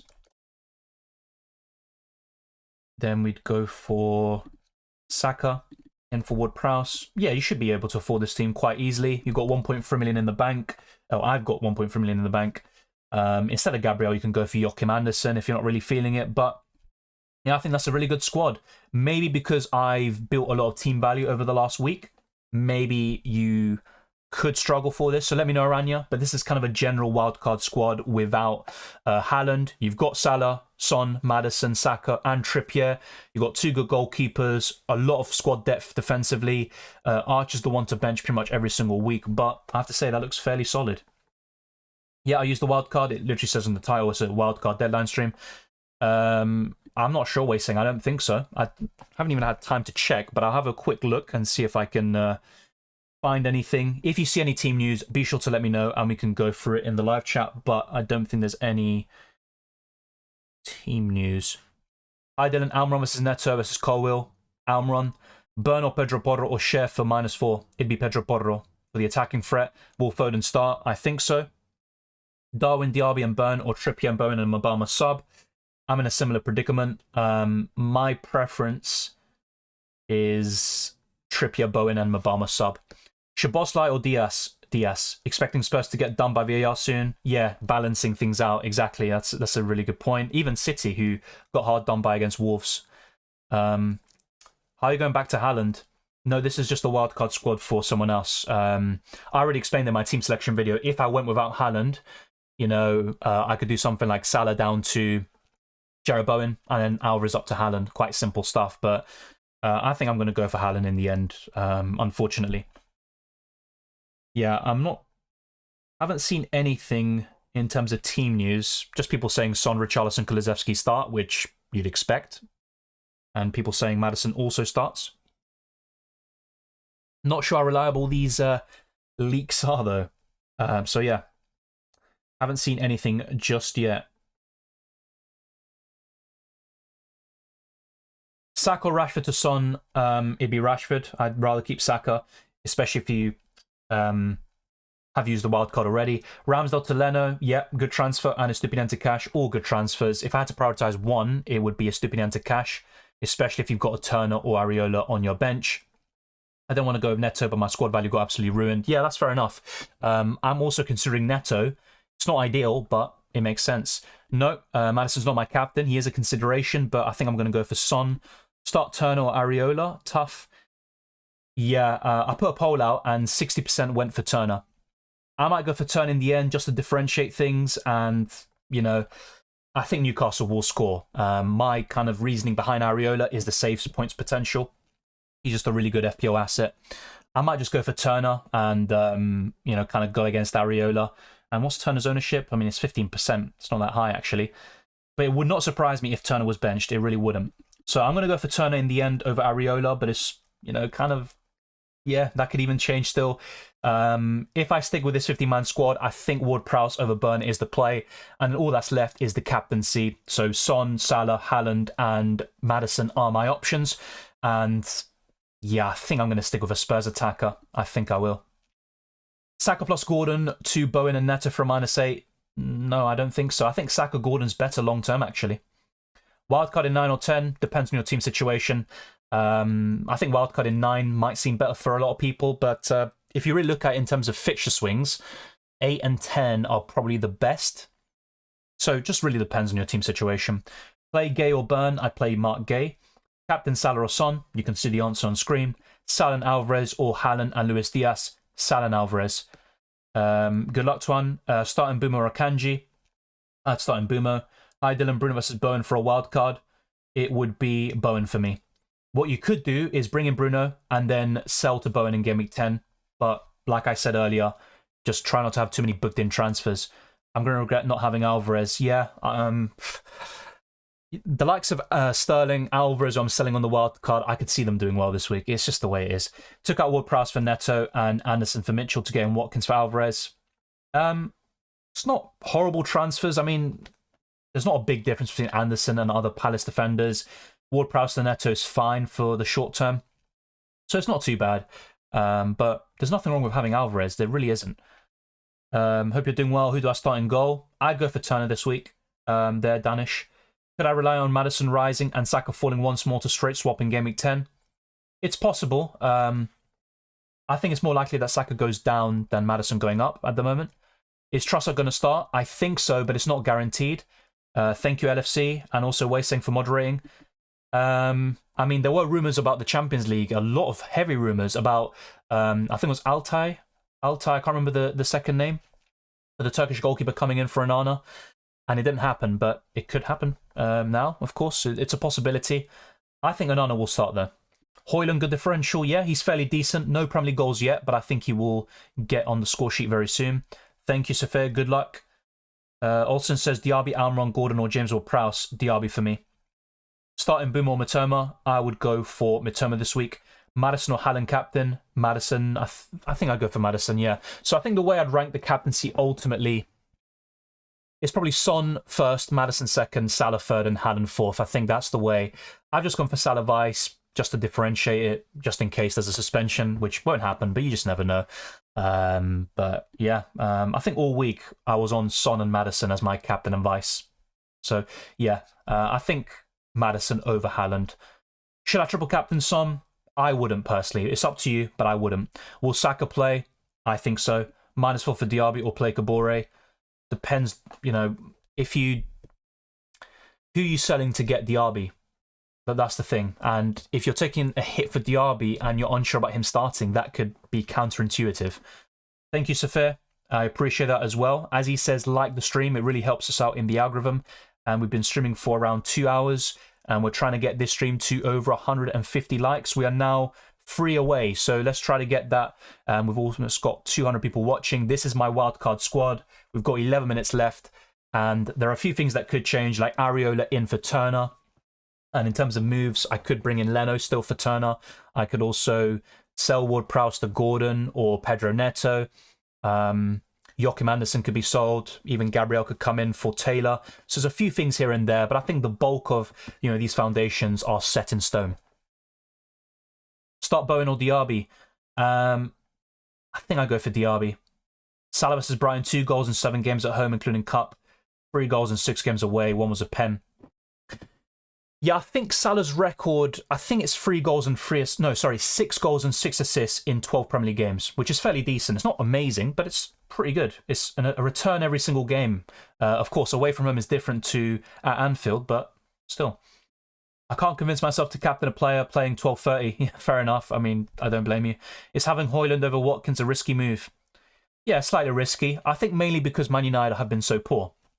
They have the fixtures, apart from Man City coming up soon, but the fixtures before and afterwards are fairly good. And Højlund looked really good against Galatasaray, I have to say. I know Awani is kind of fixture-proof, but I'm thinking of selling him to Rasmus. That's a good shout. That really is. Awani has died down a little bit, but he will tick along nicely until the end of the season. Start Archer or Zinchenko? I'd start Archer. Got some more Prowse. He's in my squad, so you can see that I rate him somewhat highly. My preference is Jarrod Bowen, but if you can't afford Bowen, I think Ward-Prowse is a very good alternative. Arsenal are 12 for chance creation. Yeah, from open play, Arsenal have been fairly poor this season. That's why a lot of Arsenal fans haven't been too happy, despite being unbeaten in the Premier League. So there's definitely a lot of room for improvement. Gay or Mitchell? Slight preference towards Mitchell, but not by much. Salah or Maddison, captain? Probably Maddison, but really, really close, honestly. It's really close. I have to say, it really is. I think I'm just going to stick with Son and Salah as my captain and vice-captain, just to change things up, but I think Maddison over Salah. Start Bowen, Share, or Archer? I would start Bowen. I mean, look, Watkins is still decent. I think he could get a return, but my prediction is actually for Watkins to blank. That's my prediction. I don't think I'd captain him.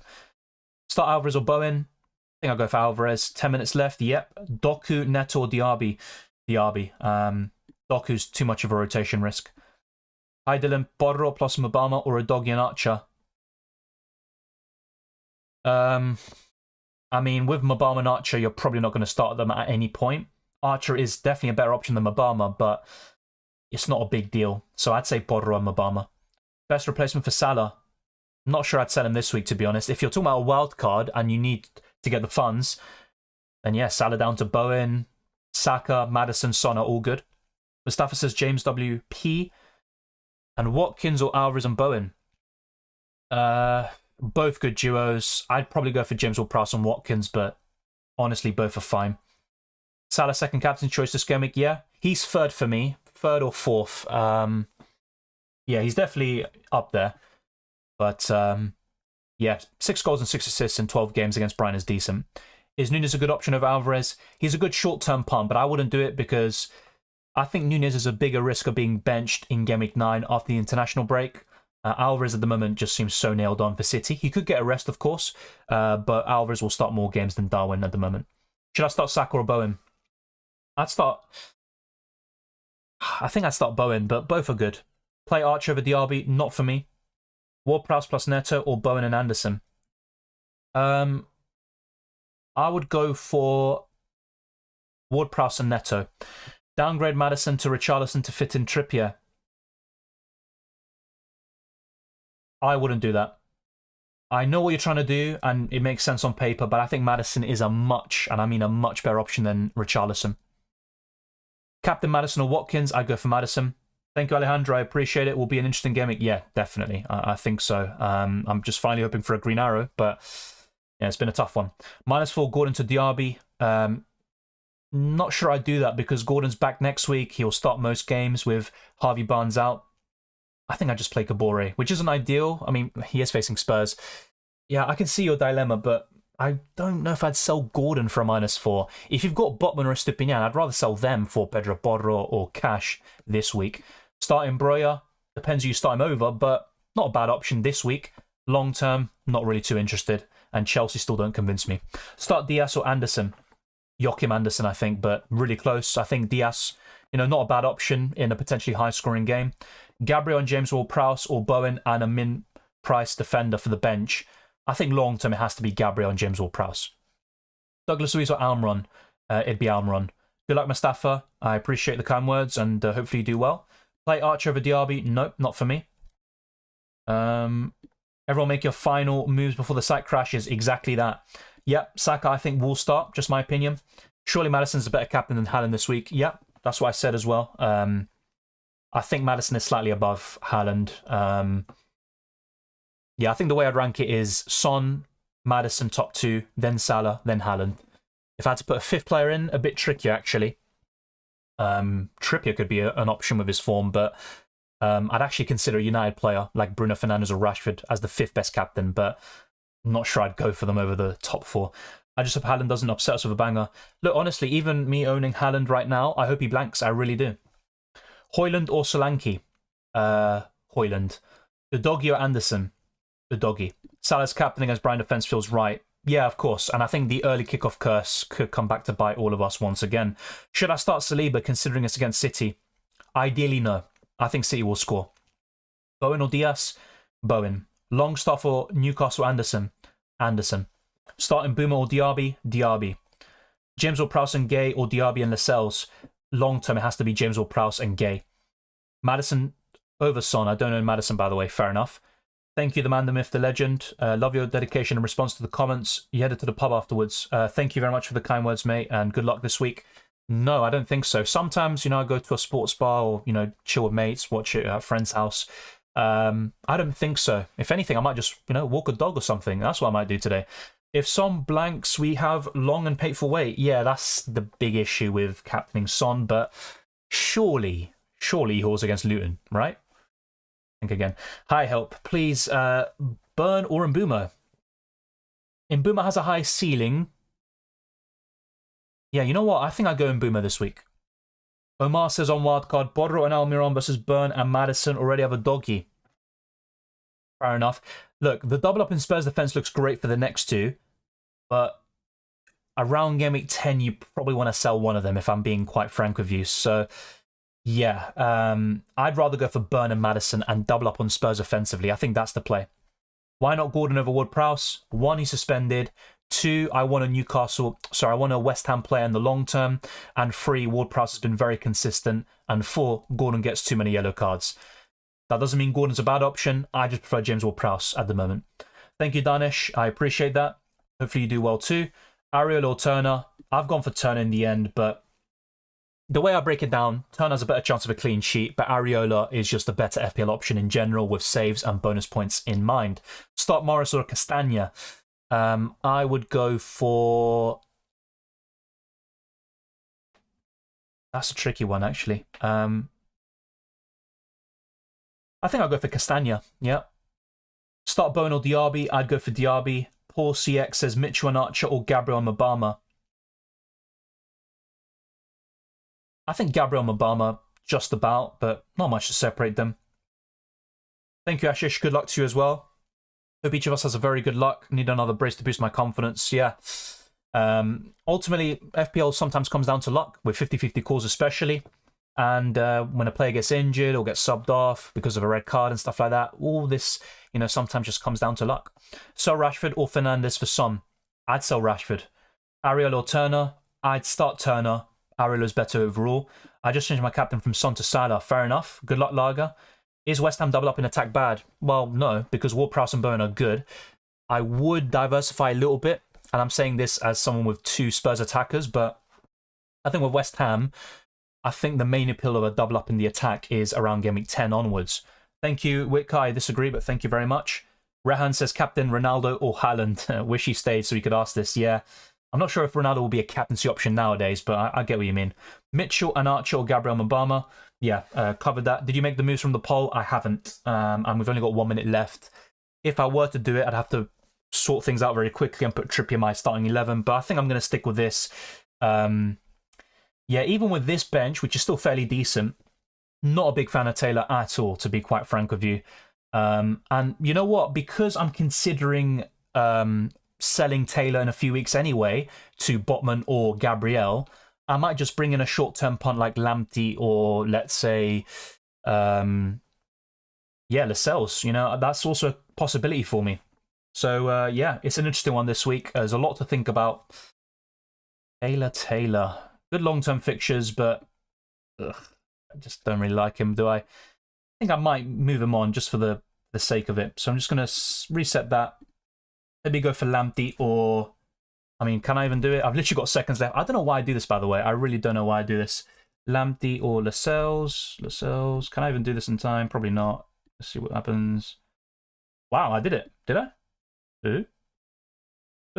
Yeah, I brought in Lascelles last second. I don't know why I do that, by the way. It's literally just like a last second rush, a eureka moment. But yeah, ultimately, I think Lascelles will be sold for me. Yeah, he'll be sold for, yeah, I'd say one of Gabriel or Botman in a few weeks' time. So he's just really a placeholder at the time, really. So that's my final team. It should have counted. So that is the deadline. I've made a final last-minute transfer, as I tend to do, and my wild card is locked in. So Turner is in goal. My back three is Udogie, Joachim Andersen, and Matty Cash. I've gone for a midfield five of Son, Salah, Maddison, Diaby, and Ward-Prowse, and a front two of Haaland and Ollie Watkins. And my bench is Areola, Byrne, Lascelles, and Cameron Archer. As I have to say, I've said this a few times in the stream already, for me, Lascelles and Lamptey are just short-term punts. Maybe Lamptey would have been even better because he's more likely to play in Game Week 11 and Game Week 10.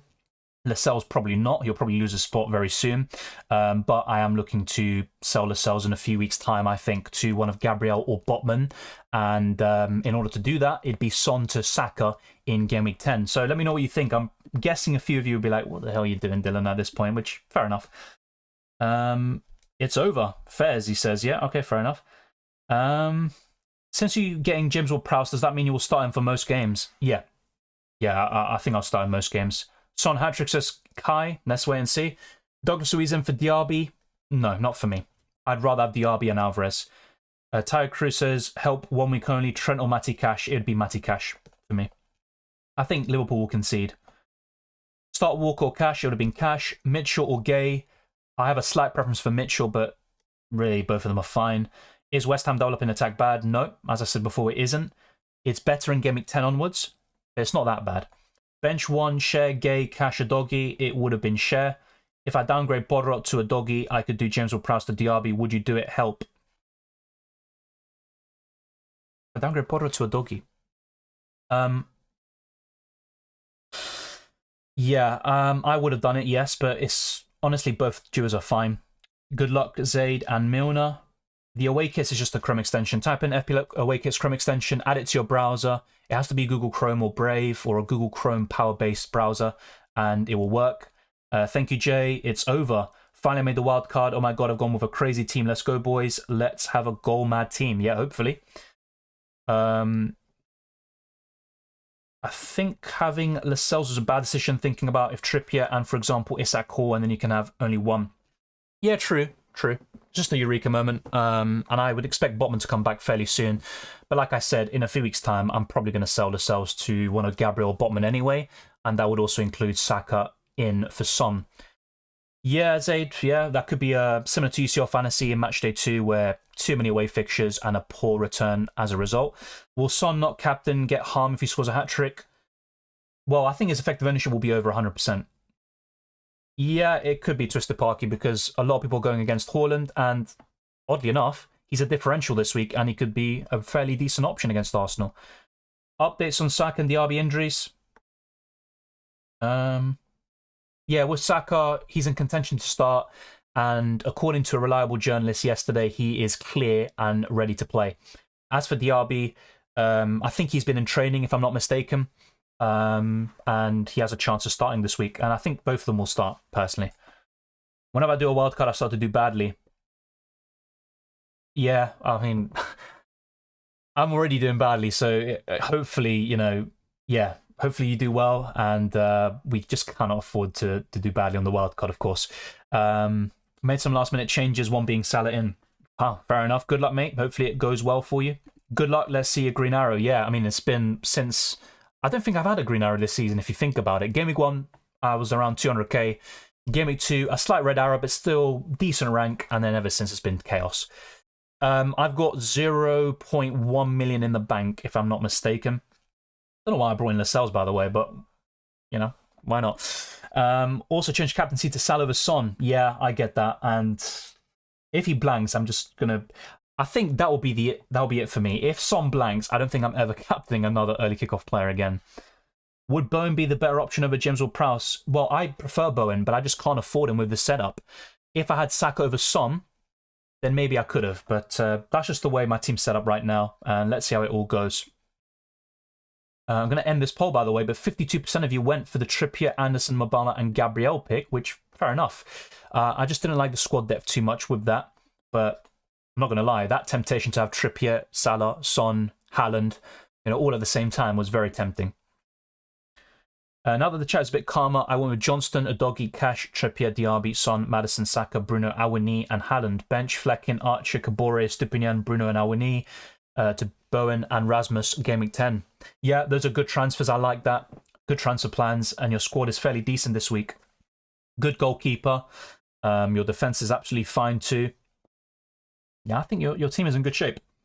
I really think so. Thank you, Sam. Thank you very much. I kept Bowen instead of Maddison for a -4. Started Turner versus Areola. Son captain last minute change over Salah. Archer first sub. Lamptey second. Oh, so he went for Son over Salah in the end. Is that it? And I kept Bowen instead of Maddison. Fair enough. That makes sense, yeah. I think that makes sense. I would have done the same thing. Archer first sub, Lamptey second. Good luck, mate. Good squad there. And hopefully it goes well for you. Nick N says, can you rate the team? Well, Leno, one of the best goalkeepers this week. Colwell's a good option for Game Week 8. After that, I'd look to sell. The rest of your defense is absolutely fine. The midfield's great. I think Palmer and Anderson are interesting options. I think they're decent for this week. Beyond, especially with Palmer, I think he's yet another one I'd look to sell. And yeah, wait, you benched Haaland? Come on, I'm an Arsenal fan, but I wouldn't do that, mate. I honestly wouldn't. He scored in both games last season in the Premier League, and it's very rare for him to blank or not score in 3-4 games in a row. So, I'm not sure about that one. Yeah, Nick, and that's a good team, like I said, but just not sure I would have benched Haaland. The rest is really good. Colwell and Palmer, I think, are players to get off very soon. Andy N says, I prefer Saka over Salah. Yeah, look, Saka's got more FPL points so far. He's quite cheaper as well. But I think over the next few, Salah outscores him. And my plan is to get Saka in for Son in a few weeks' time anyway. Yeah, the price is absolutely insane. And actually, me wildcarding on Saturday proved to be a decent decision. Because if I wildcarded later in the week, I would not be able to afford this team. And I would have to make some serious compromises, like Neto in for James Ward-Prowse, and then maybe instead of Maddison, I had to go for Bowen. So I'm quite happy with how it turned out. Es bien chévere jugar FPL, aunque este juego lo estresa mucho a alguno a veces, sí. En este momento, no sé si me estresa, pero prefiero hacer las cosas bien. Y en este momento parece que todo está yendo mal, pero vamos a ver. Buena suerte para esta temporada y para esta jornada. Amir says, good luck. I've been locked since Monday. We have exactly the same team, only difference is Taylor and Lascelles, which I basically did in the last second, by the way. So, yeah, good luck, mate. Nick N says, I'm an Arsenal fan as well. Yeah, my kind of thinking is, if a player's playing against Arsenal, I'll start him. So, I mean, it's not going to be a consolation, but, if he scores, I gain something from that, at least. Played a 5-3-2 this week, and I went for Gordon and played Mitchell instead. I don't know if I like that, having doubts now. Yeah, I think the way this season is going, you'd rather go for more midfielders or attackers, but who knows? Maybe it will be a blessing in disguise this week. Yep, Nicken. Hopefully Arsenal get the job done, but that Premier League record against City recently is absolutely awful. Told you Infinite Athlete will bring fortune to Chelsea, yeah? 2-0 win, but I think you'll beat Burnley afterwards, though, with your run. Buckle up your seatbelts, that's what I'm going to say. Fair enough, Rehan. I've seen your comment. My squad says Trisapaki, Turner, Burn, Trippier, Doggy, Cash, Salah, Son, Bowen, Mbeumo, Alvarez, Haaland, Bench, Areola, Archer, Lamptey, Gordon. Good stuff. I like that Gordon pick. He should do really well in the long term. It's just the yellow cards that really puts me off, but he is a good pick. And that is a very good squad overall. So good luck, Twisted Parky. Your starting 11 is also fairly decent and should do fairly well. Should is the key word. I've got almost the same squad as yours, Dylan, except for Diaby to Douglas Luiz and Lascelles for Gabriel. No, it's fine, Punjabi. My point when I kind of make streams is I just encourage people not to copy, because some people just go on a stream, not just saying my one, in general, they look at a stream and they just copy move for move every single thing, captaincy, the bench order, absolutely everything, and it's just better to kind of think for yourself. The Fantasy Football Lad says, Espero que a Diaby le vaya mal. I cannot afford him due to prices. Spanglish, I like it. Hopefully he does well. I need that, because otherwise I've got Burn coming off the bench and I've got James Ward-Prowse, so wouldn't be ideal. Taking a -4 hit, Son and Cash for Rashford and Estepinian. Thoughts? Yeah, I think that's fine. I think Rashford's a good option for the next two, but Son's an upgrade, so it's worth it. Is Turner Areola Jura really ideal, though? Well, no, it isn't, but it's an enabler for the rest of your squad. As a Man United fan, if we lose this week, I don't even know what will happen to me. Well, just take a break from football, just relax. United have had plenty of glory over the years, and eventually you will get back on track. Bench Neto or James Ward-Prowse? I would have benched Neto, but really close one. Any Latinos apart from me in the chat? Yeah, that's a good question. In the UCL Fantasy streams, there's a lot of Spanish people. People from Colombia, Guatemala, Nicaragua, everywhere. Any Spanish-speaking country you can name, people are there in that live chat. I think a bit less in FPL. Yeah, Lager, that's fair enough. I would have started James Ward-Prowse, but Neto's a good option. He is. I'm more keen on him now. Hoping a Spanish lesson. I don't think I'm really the one to teach you because my Spanish isn't exactly perfect. My English is way better, but just know a few words. Let's put it that way. So yeah, it's been an eventful stream. Yeah, prediction time. You literally read my mind. I was going to do that before heading off. We've still got 100 people watching. If you haven't already, smash the like button on your way out. It would be massive if we can get this to 200 likes. We're 30 away. And we're also getting ever closer towards 21,000 subscribers. So that'd be also very much appreciated. So prediction time. Which game I'm watching today? Well, let's go through that right now. So in terms of fixtures, Luton versus Spurs. I'm going to go for a 3-1 Tottenham Hotspur. As for Burnley versus Chelsea, I'm going to go for a low-scoring game. I'm going to go for 1-0 Chelsea. Everton versus Bournemouth. Ooh, mamma mia. I think both teams score. I'm going to go for... I think Everton have been very unlucky. Just a lack of quality in both boxes, especially in the forward positions. You know what? I'm going to go for a draw. I'm going to go for a 2-2. Fulham versus Sheffield United. Actually, you know what? I'm going to go for 1-1. Everton, Bournemouth. Fulham versus Sheffield United. I think I'm going to go for 2-0 Fulham. Man United, Brentford. 2-1 Man United, dare I say. I'm stuck between that and a draw. I think United win this one. 2-1 Man United. Crystal Palace against Nottingham Forest. Oh, God. Probably another 1-1. Brighton against Liverpool. You know what? I'm going to go for a high-scoring thriller. 3-2 Liverpool. West Ham, Newcastle. Oh, God. I'm going to go for 2-1 Newcastle. Wolves against Aston Villa. I'm going to go for a 1-1, actually. A lot of 1-1s here. Arsenal, Man City. Oh, God. I'd love to say the home team. I'd love to say Arsenal, but...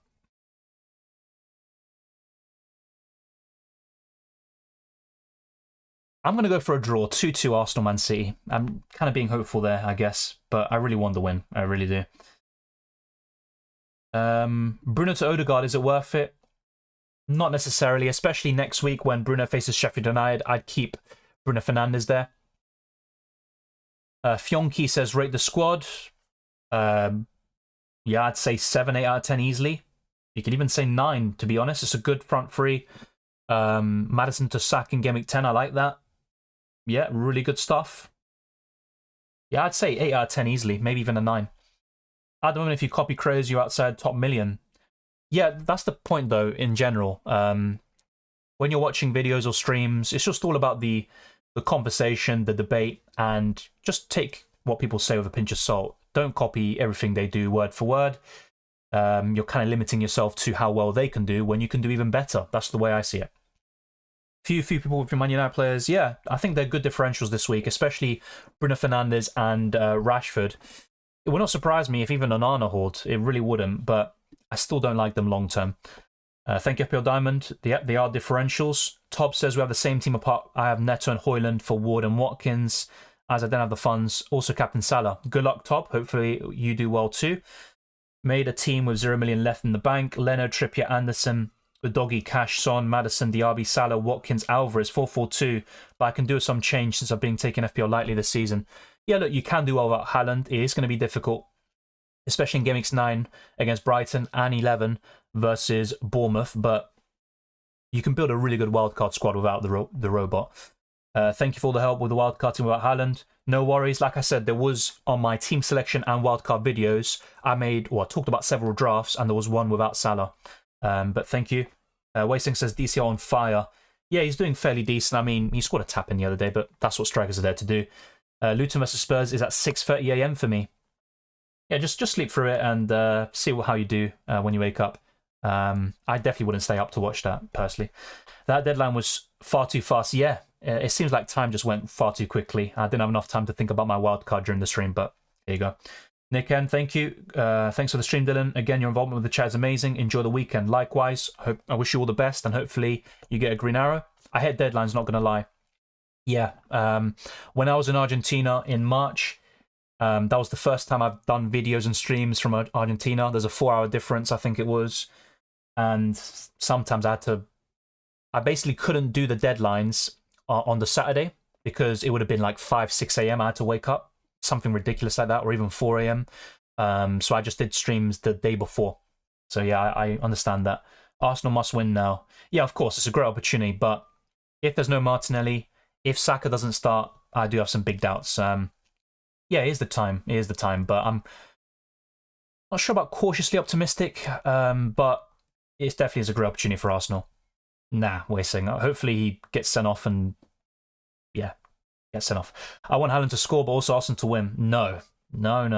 Arsenal to win, Haaland to blank. That's the way. Stayed is good, says Baba. Thanks, Bud. See ya. Thank you, Zaid. Yeah, I'm not sure about Mars. I think Rashford was... I mean, look, it's just a personal opinion. I think he's a bit overrated. He can have these purple patches where he looks really good, and he's a dangerous player on the ball, very quick, very lethal in transition at times, but I think there are better players in this position. Thank you, Adil.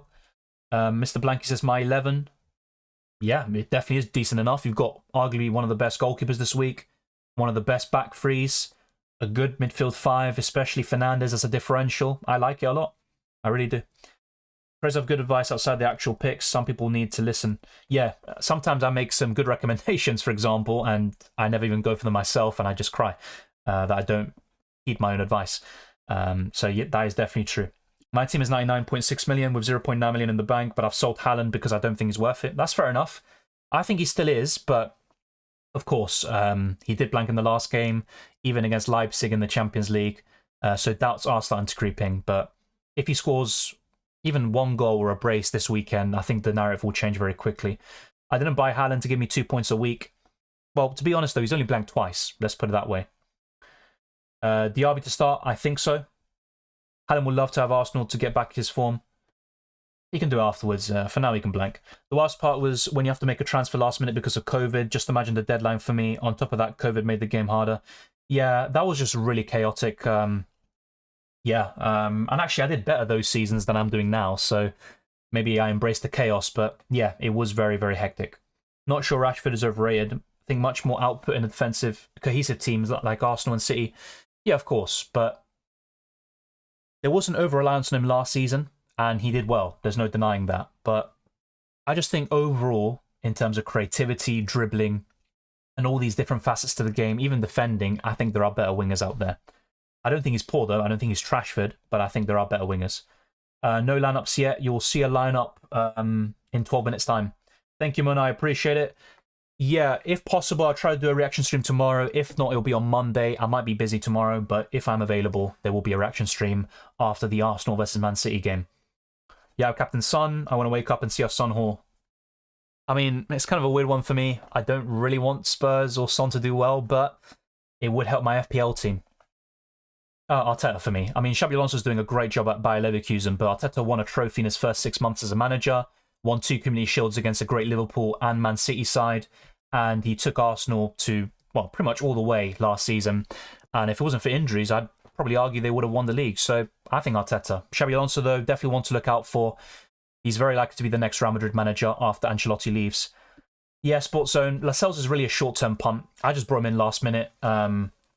Lamptey's another one at 4 million, but yeah, he's a decent shout in the short term, but Botman should be back fairly soon. Thank you, Mr. Blanky. Good luck as well. I appreciate it. Desi puts his team. Not a big fan of Jackson despite his goal in the Carabao Cup.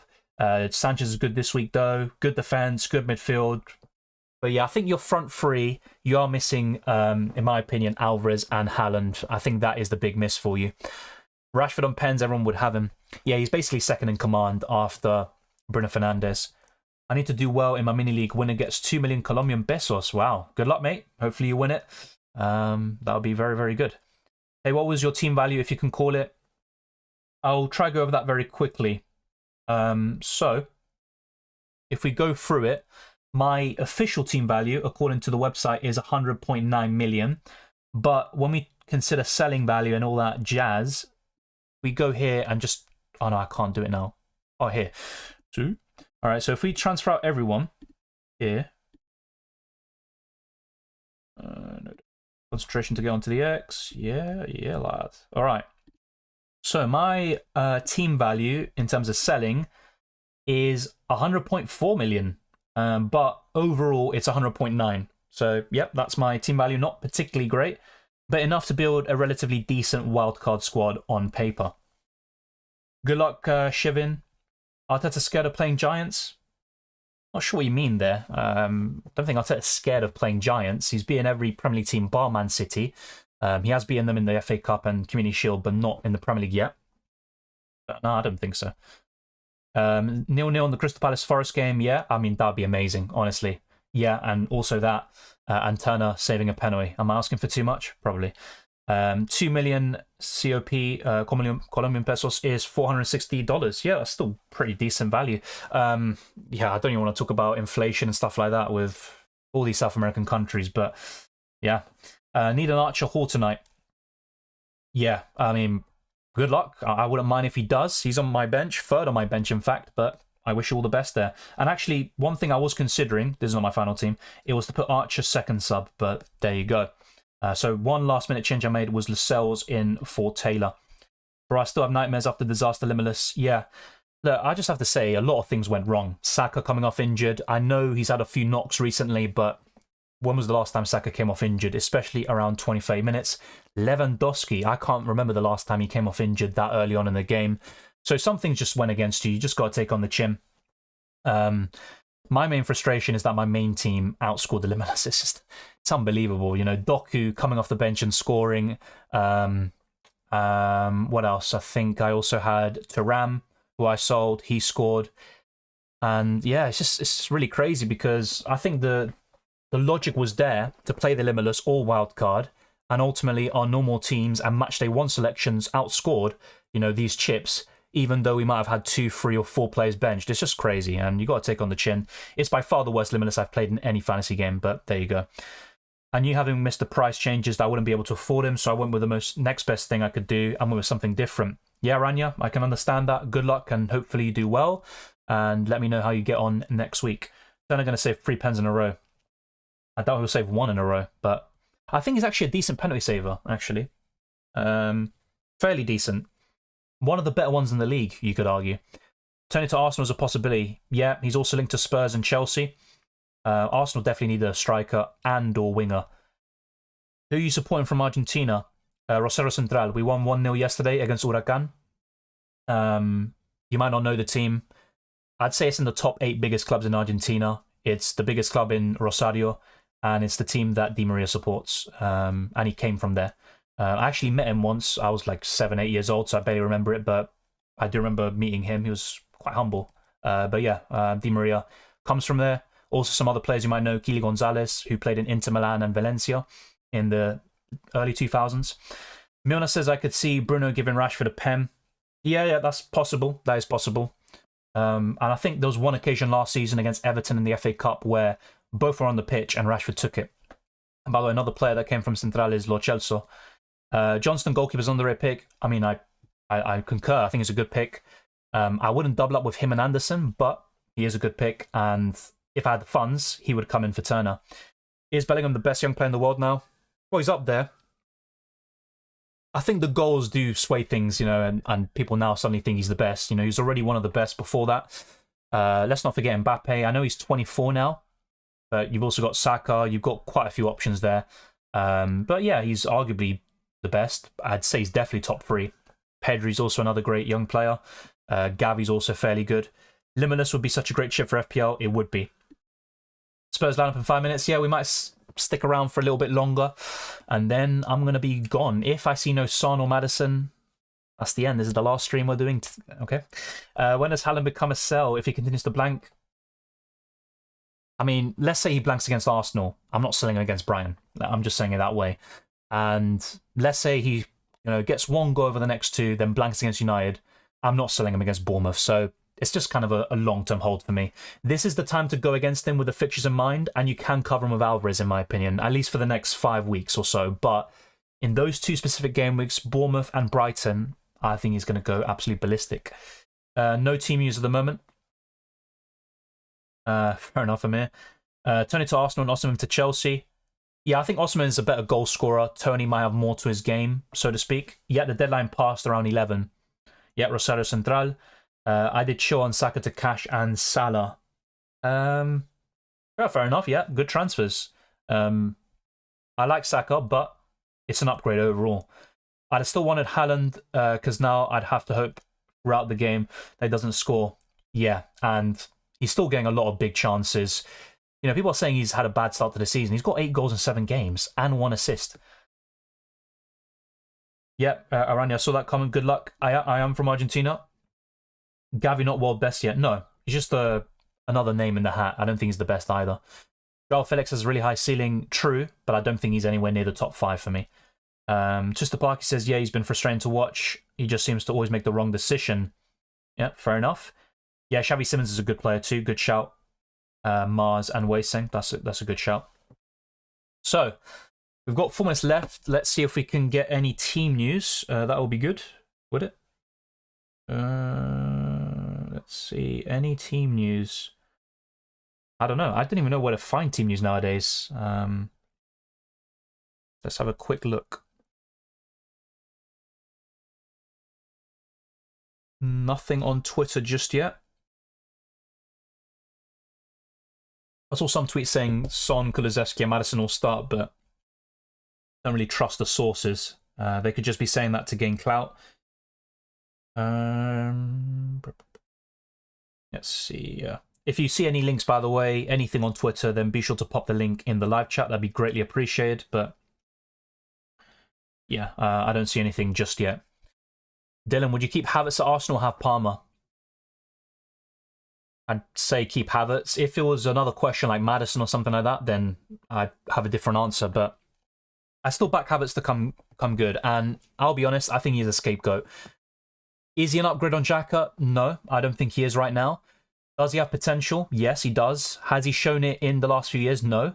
At Leverkusen, he was one of the top talents in the world. At Chelsea, he was pretty awful, in my opinion.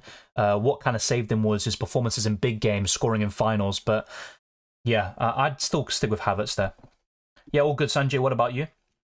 Nkunku versus Felix. I think Nkunku's better. I actually think so. Felix is, if I'm not wrong, slightly younger. And maybe he's a bit more silky, better on the eye. But I think Nkunku better in terms of goal output, and I think he will transform Chelsea offensively. Mac Dirac puts his team. Yeah, really good stuff. I've got the same captain, similar setup with Ward-Prowse instead of Bowen, and I would have preferred Bowen. You've got Tripper in there as well, which I do like. Yeah, that's a really good team. I could have gone for something similar, actually. But I'm guessing the bench is quite poor, and it could be quite... Yeah, it might come back to bite you in certain game weeks, but for this week especially, it looks fantastic.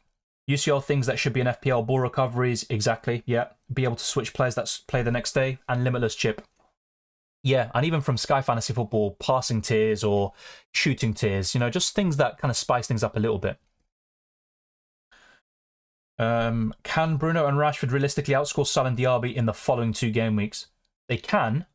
Will they? I don't think so, but they can. Yeah, Velis is also from Spurs. Yeah, unfortunately went there, but let's wait and see how it all turns out. I actually wanted Velis to go to a team like Brighton, especially if Ferguson goes next summer. Velis as a replacement, build him up. That'd be great. But yeah, Velis is he's probably the next best talent Central have produced. He's really just a goal scorer, a poacher. He actually scored twice when I went to watch Central back, I think, on the 31st of March. I think it was against Gimnasia de La Plata. and Velis was the best player on the pitch. Obviously, mainly because of the goals, but he's just always a threat. He's particularly good in terms of headers. Check the OneFootball app. Yeah, but they just have predicted the lineups, no? Lineup for Spurs will be out in 3 minutes. The only time you can rely on journalism, yeah. We have 8 out of 11, so good luck. Yeah, good luck, Diogo. If I do well, you do well, and vice versa. I like Havertz. He's just not a striker. The thing is, though, he only played striker against Man City in the Community Shield, and he played fairly well. He missed 2 big chances, but his overall performance was quite good. After that, he's only played up front towards the end of games after subs have been made. I have to say this, he does do quite well defensively. He wins a lot of duels in the air and on the ground, but you need more from him. I need a lot more from him on the ball in terms of creating chances. He ticks things along nicely. He keeps the ball flowing, keeps possession well, but in terms of breaking through the lines and scoring, of course, I need a lot more from Havertz because I know he has it in him, just hasn't showed it yet. They all start Spurs Twitter, says Steelix. Thank you. Yeah, we'll might as well go through that now. So let's go through that. Let's go for the Spurs lineup. I'm not going to go for Luton for obvious reasons. Disgusting page. So this is the changes. No changes at all to the Liverpool game. So Vicario in goal, Pedro Porro, Romero, Van de Ven, Udogi, Pape Sarr, Bissouma, Maddison, Kulusevski, Richarlison, and Heung-min Son. On the bench, you've got Forster, Emerson Real, Davis, Eric Dyer, Skip, Højbjerg, Brian Keel, Lo Celso, and Alejo Velis. So a fairly decent bench. And of course, Brennan Johnson and Solomon are out. Solomon in the long term, and Brennan Johnson definitely in game week 8. So yeah, that is the lineup. We've gone through it. There are no changes to the Spurs lineup, and everyone we want to start does start. It's time to say goodbye. Yeah, no, don't worry, mate. Trust me, I appreciate that. Thank you for tuning in, and get that good rest. Hopefully when you wake up, you see some points on the board. Yeah, I agree, Twister Parky. I think UCL Fantasy is still better than FPL, despite me doing badly in both games. But yeah, I think FPL just hasn't had any changes in a long while, and they need a bit of a revamp.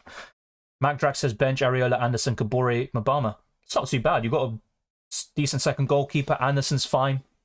It's not a great bench, but it's not too bad. It's just in certain game weeks you might have, you know, maybe not an ideal 11th pick in your starting 11. Mark says, hi, thoughts on this wildcard team? I like it. It's very similar to mine, and a lot of people have a similar setup. So yeah, I do like it. There's no doubt about it. You've gone for a front three instead with Solanke, and you've gone for the budget midfield and Anderson. Yeah, I think Solanke's a fairly underrated pick. He's not my favourite, but that's a good shout. And I think overall your wildcard squad is good. Yeah, easily an 8 or 9 out of 10, I think, and it should do well. Key word is should.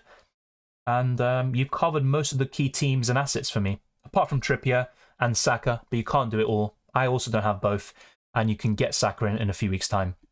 Yep, the lineups are out. We've covered it. I was not here before the deadline, and now I see that we have the same starting team with a different captain and different bench. Good luck. Good luck, mate. Good luck. Richarlison, my punt. Woof, you definitely need luck there, FPL Diamond. But he's got a decent record in the last 2 games. 1 goal and 2 assists. Almost set up another goal at 0-0 versus Liverpool. 0-0 game incoming. Surely not. I mean, Spurs have scored 2+ goals in every single Premier League game under Ange Postecoglou. Do you think starting to play UCL Fantasy right now is still worth it? Yeah, it's worth it just for the fun. In terms of rank, I'll be honest, you've missed out on 2 match days, and most people have, I'd say, around 100 points or more. But I think generally speaking, I mean, let's put it into context. I got more in match day 1 last season than I did in the first 2 match days of this season, I'm fairly sure. If not, I've barely just surpassed that. So it's been a poor start for me. Rosario Central did well for me in Sorare. It's a pity that Vélez didn't get loaned back to finish the season. Oh, fair enough. Yeah, look, Central have a very good home record. Just a bit of a tip there. I think they're unbeaten in 18 home games. Obviously, yesterday they won again. It's away from home where they rarely win. Maybe 1 win from 10. It's really poor. That's what lets them down. But their home record is as good as anybody in Argentina. Not sure if I put money on it, but UCL winner. I'm looking at 3 teams. Man City, Bayern Munich, and Real Madrid. I think they're the 3 best teams. The thing is with Bayern Munich, actually, they are quite poor defensively, and there are a lot of Bayern Munich fans who want Tuchel sacked. But I think once they get clicking, they should be up there. I'm probably sticking with Man City or Real Madrid. Imagine if you could captain Son and have the option to change to Salah. I mean, that'd be incredible, wouldn't it? You can do that in Sky Fantasy Football. You have a different captain on each day, but both of them stick. So you got both of the players, sorry, having their points doubled. And in UCL Fantasy, you obviously manually switch it and have one captain in the end. Kulusevski and Richarlison brace. Oh, no, don't. No. Never. Come on. I'm sick to death of these little trolls. No. Never. So basically, the other Man United of last season, says Milner. Oh, Central. Yeah, kind of. Yeah. Also, quite defensive. There's a lot of 1-0s in there, 2-0 wins. It's basically back-to-back 1-0 wins for Central against Newell's Old Boys in the derby. A late winner by Malcorra. And also, yesterday, it wasn't a late winner, but a 1-0 win against Huracan got the job done. Out of all, who do you think is the most probable to get a hat-trick this game week? Well, for me, Heung-min Son. Yeah, probably Heung-min Son. It'll be so funny if Haaland ruins Arsenal. No. It wouldn't be funny for me. I'd rather Haaland blanks or even gets, obviously it sounds a bit weird to say this, but just to be sent off, get a 5-game ban. Honestly, I'd rather have that. I don't want him hauling. He can haul against Brighton and Bournemouth and make people regret it there. Not this week. And it also makes the Premier League very boring if City just run away with it, in my opinion. So that's the lineups covered. That's pretty much everything we need to cover for Game Week 8. That is my wildcard squad. I made a last-minute change of... I keep going back to this screen. This is the last-minute change I made of Lascelles in for Taylor. So this is my final squad. Son is my captain. Salah's my vice. In terms of the captaincy, I would rank it Son, Maddison, Salah and Haaland as the top 4, and maybe a cheeky Bruno Fernandes punt as number 5. But I've just gone for a different vice captain to change things up a little bit. So thank you very much for watching. If you haven't already, smash the like button and subscribe for new. Let's try to get this stream to over 200 likes, and let's keep on pushing towards 21,000 subscribers and beyond. You can also follow me on Twitter and Instagram, DylanRCM, and check all the other links in the description below for the Patreon and channel memberships for early access to my videos. You can also see whenever I make a transfer on UCL Fantasy and FPL, you will see my teams as soon as I make the transfers. And sometimes, like in UCL Fantasy, when I'm not showing my team to prevent copying, as a channel member or patron, you can see my team as soon as I make any changes whatsoever. So that's another perk. And you also get featured on the front page of my YouTube channel as a YouTube channel member. You get exclusive early. Well done, Dylan. You get exclusive badges and emojis to use in my streams and videos. There are some pretty good ones in there, some that have been used already in this chat as well. And there's also the FPL League where we have thousands of members. There's UCL Fantasy League you can join as well. Just click on any UCL Fantasy video and check the link in the description below. I appreciate those that tune in today. It's been a blast. The last 2 hours or so, almost 2 hours, 40 minutes, have gone by very quickly. It's been very, very much fun. Hopefully this weekend is also much fun. We can get those green arrows and also get many more points in the process. The comeback starts now. That's my hope anyway with the wild card. I wish you all the best of luck too, and I'll catch you next time.